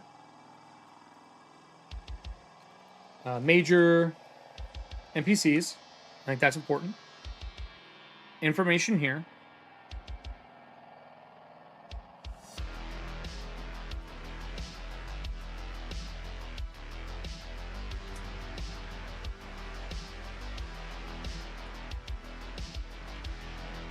Major NPCs here. I think we cut this down a touch with this. Whoops, we'll just cut this and paste it because I do want to use this for more spacing, right? And then we'll do the same thing here. Also, I'm going to lock the background. Let me zoom way out. I want to lock this so I'm not fucking with it. And I want to lock that. Okay.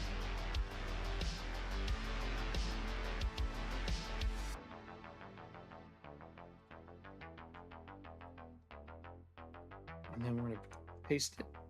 Oh, the whole page is locked. I don't want that. Paste. 1, 2, 3. There we go. Put this here. Cut this. And I think we put disease here.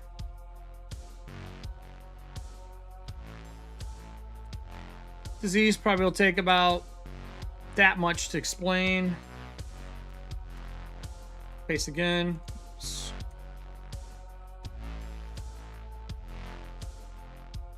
Let me redo.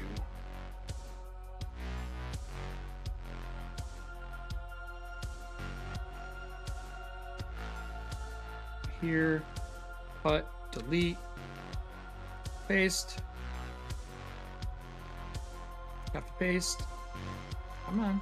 Copy, paste. Disease. Let's cut this again.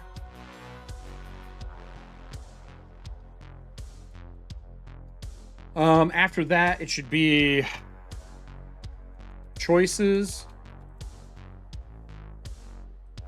Choices and dilemma. And dilemma. Oops. What did I make for the dilemma? Okay, so I'm staying with that.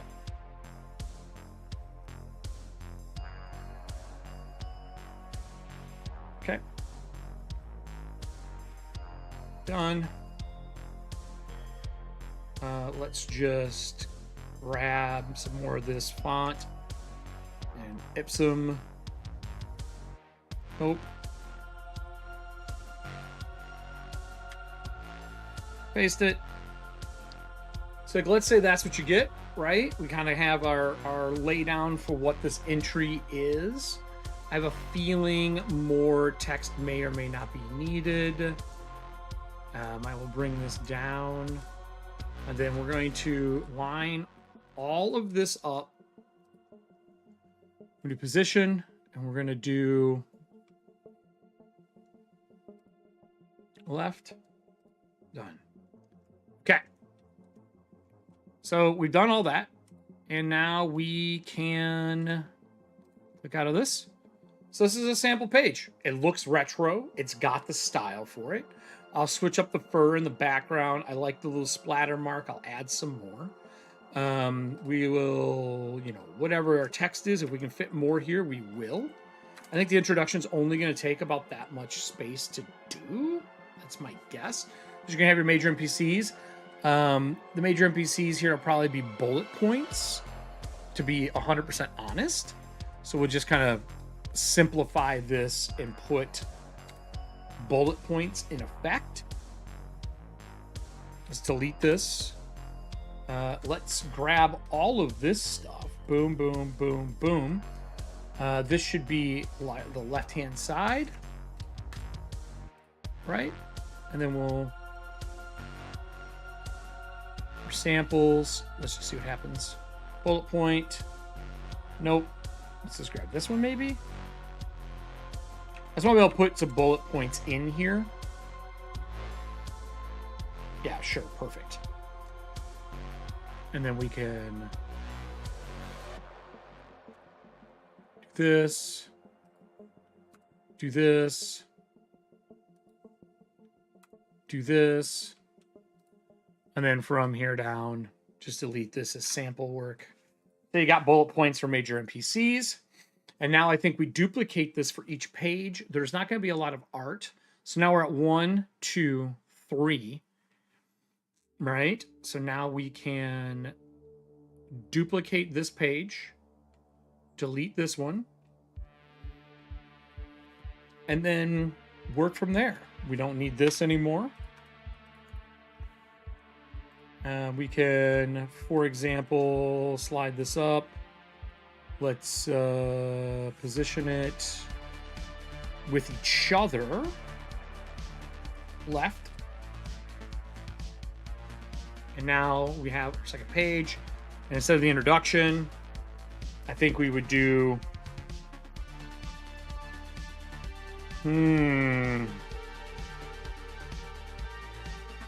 Probably... text crawl. Map rules. And really, I think this just gets deleted to here, because I don't foresee that taking a lot. We're going to copy this and paste it and move it here. And this is going to be locations, right? Those could be bullet pointed, but I really think instead of bullet pointed, let's delete it. I think it's going to be closer to this, right? And this is probably going to be like name. What is her formatting? Is it bold in colon or period? I never rushed this. There's lowercase. So it's probably going to be like this. So name, like so. And then this is bolded. And we'll copy it. We're just going to kind of sample run these down the page just to show another kind of style so we can get an idea.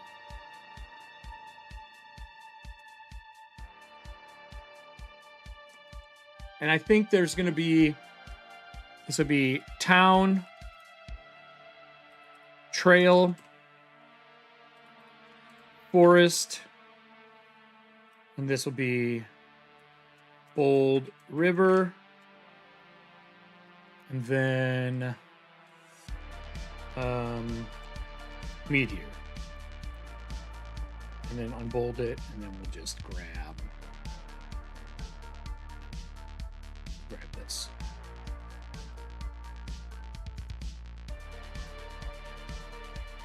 Then we'll unbold it. All right. So now this is what we have. So we have our locations, our map, our rule, all that kind of stuff's in place. And then when you're done with these, you can always go up here and just, again, you can always position them and make sure that they're to the left like you want. These are rough points. This is just rough. So we have our hex crawl on this page. We've kept the style. We've repeated it. And then if you go over here, you can go and get art frame like this. Actually, just frames. I think it's over here. Frame, like this, and you can grab it. And you don't like that one. Let's do frame again. Let's do this tattered frame.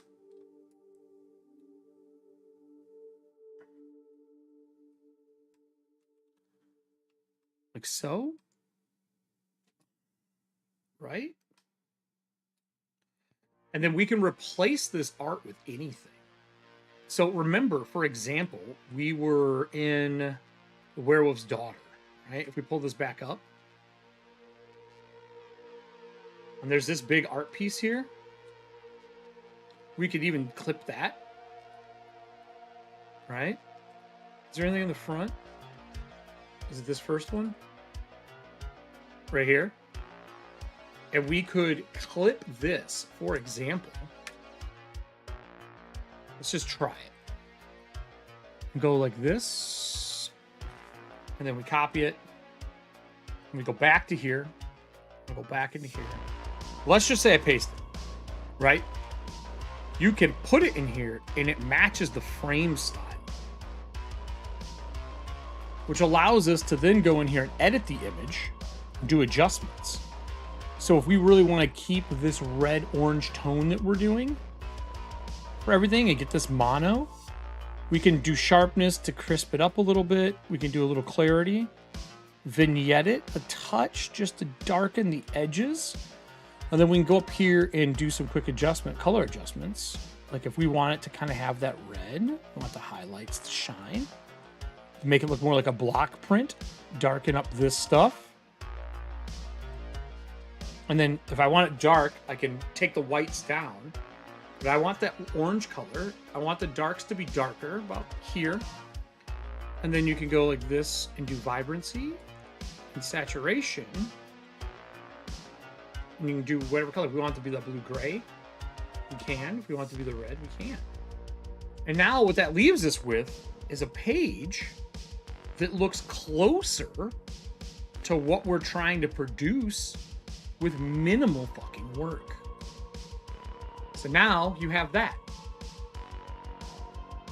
Pretty fucking simple, right? And we do all of our layout in here. We get our background. You know what? I think I'm gonna lay the whole thing out. Fuck it. I don't think I can hyperlink in here.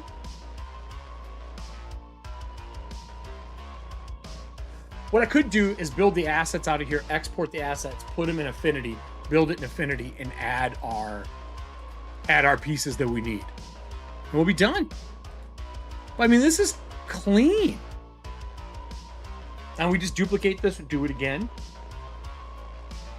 So we know for a fact, we duplicate this, delete this one, right? So this is our hex crawl rules. Okay. Major NPCs, stuff like that. How to use the hex call, locations, disease, all that kind of stuff. And then this one here could be locations. Right? And we go like this, and we do locations. Like that. So we have our hex crawl, the different locations. So now what are we at? 1, 2, 3. Wait, hold on. Let's just do this. Let's delete these because they don't fucking matter. This doesn't matter. So 1, 2, 3, 4, 5. Let's just duplicate this again.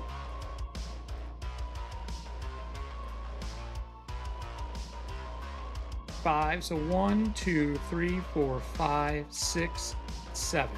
And then 8. And then we'll delete this one.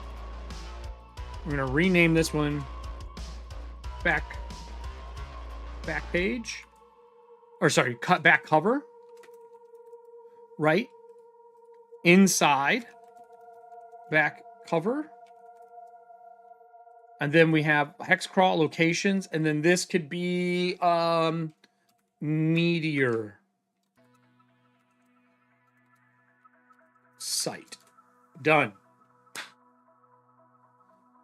And then the back cover, we go to here. What I think for this back page, for the fur, I'm going to change the color to a red. Because we don't need all this text. Like all this shit can go away. Right? We'll keep one. We'll delete this shit. Like so. And then we're going to do the same thing that we did on the cover up here. With a table. But we're also going to put the stat block for the weapon. So back here, it should be magic moon blade. And then let's slide this down. I'm going to cut and paste this bitch. And we're going to put... Ooh, how do I want to do this? Moonblade. Let's put back up. Actually, let me do this again. Messed it up. I want to cut it, paste it, bring it down. Not that far. Moonblade. Cut it, paste it.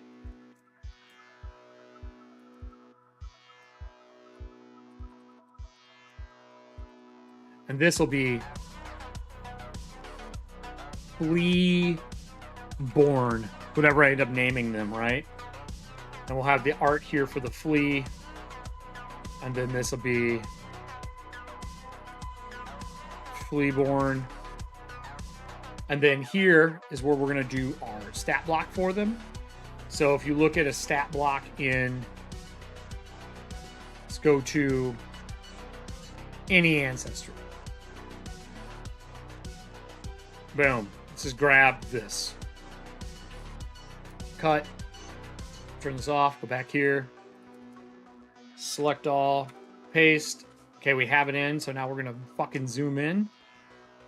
We're going to go like this. We know that this is going to be a bolded piece. And this is going to be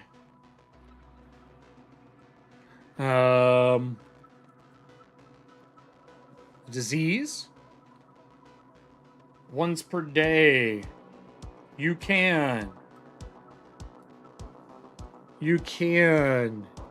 inflict the tape. Where tape? Wereworm? Wereflea?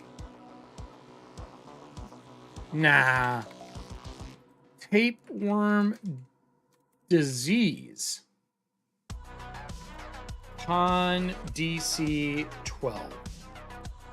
Okay? Conn DC 12.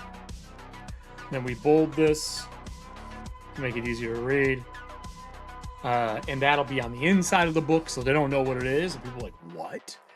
And we can phrase this up. And these are small, feisty. We want feisty? How do they describe a flea?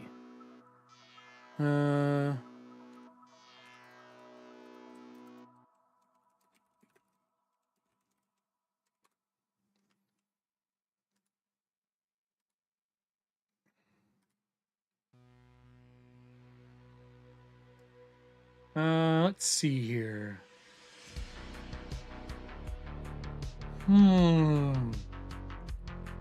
Small.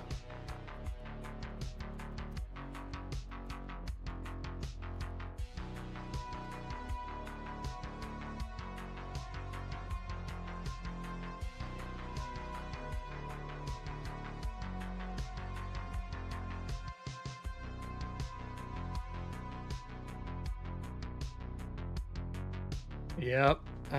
Seems to hop as it walks. They feast. They drink blood of canines. Were creatures.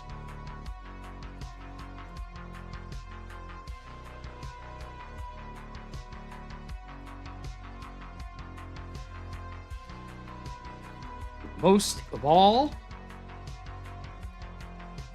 Flea-born. Transfer their disease to starve the food source of werewolves. Done. Done. That's what I'm going to put for now. I'll probably go back through this and edit it up a little bit, right? But then we got these little flea-born creatures. And now, for this piece, we're going to go back to... I'm going to close this out. We're going to go to the submission here. I'm going to go to the link, right? I'm going to put mine in. I'm I'm going to pull up this were creature on screen, this flea on screen, and I am going to screenshot this, copy it, go back here, go back into our design, paste it, right? Like this. And we are going to remove the background. See if it does it. Let's try grab. This is what I was talking about in my video earlier. See that magic grab? Boom, boom. Want it, want it. Fuck everything else. Grab. Now I can just delete the background now. We don't have to worry about it. Watch. Boop. Goodbye. Oh. It didn't work? Ooh, I fucked that up. That was me. Let's try one more time. Could not detect the background. I know you can't. We're going to grab. Yes, yes. Grab. So let's do it again. I dragged it onto the picture on accident and it fucked it up.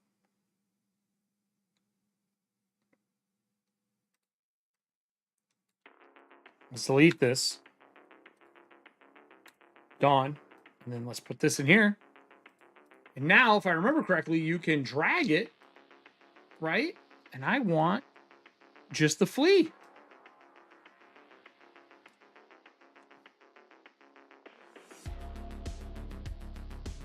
Let's make it bigger.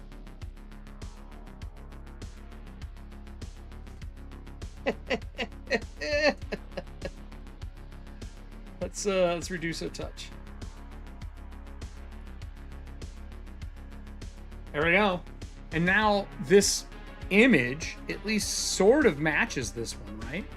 But we'll switch it up over here and we will grab this and this and bring it over here. And now we have this little flea-born creature that I'll go through and I can edit the colors up and make it look better. But I mean, that was simple. That's super simple. So I think at the end of the day, this will be a great kind of layout for the look and feel of what I want to do. I think I can design this whole adventure and put it out probably this week, probably on Wednesday, and we're good to go. So that's it for this. No other recording today. I just wanted to kind of showcase the process of what I'm doing. And again, to me, I work in reverse. And this is perfect for me. They gave me 3 images. I created a map. I'm working backwards from the map. I then usually do my layout, deciding what's important for people to see. And then as I have that layout, I'll go through and create the content. Because for me, I write too much. And if I contain myself within parameters of design and layout, I don't overwrite my stuff. And that makes it a lot easier for me to showcase a concise amount of work. You'll also notice a lot of people nowadays have been designing their zines and their books right in their programs. I know right now the gentleman doing Vagabond has been doing that. Kelsey designs her classes right within the program as well. And I think those design constraints make you keep the style and keep the elegant design intact. Because if you just write a bunch of stuff, then you're editing down and things get lost when you're editing. So for this game jam, I think I know what I'm doing. I like it so far. I'm going to go make dinner right now and eat, and then probably come back up here and do a little more design work. Tomorrow, I'm not going to be around. And then, of course, Monday, we'll be back with Shadowdark, with Breachers. And Tuesday, we'll be back for our second part of the Ghoul Wars to see if they can get the second veil closed before all things go sideways. To everybody else, if you're interested in the game jam stuff that I'm talking about, I'll link down below for what's going on. And I recommend do it yourself. You just saw in Canva with a little bit of time and the stuff they've given you, you can do it yourself as well. The more people that are doing this, the more people that know about Shadowdark, the less we have to talk about Whiz Bros. I'm just saying, win-win, everybody, win-win. That's it for me, everyone. Have a great one. As always, watch, listen, learn, be a better gamer, click the things around and share with your friends. And I'll see you on Monday at 8 p.m. Bye, everyone.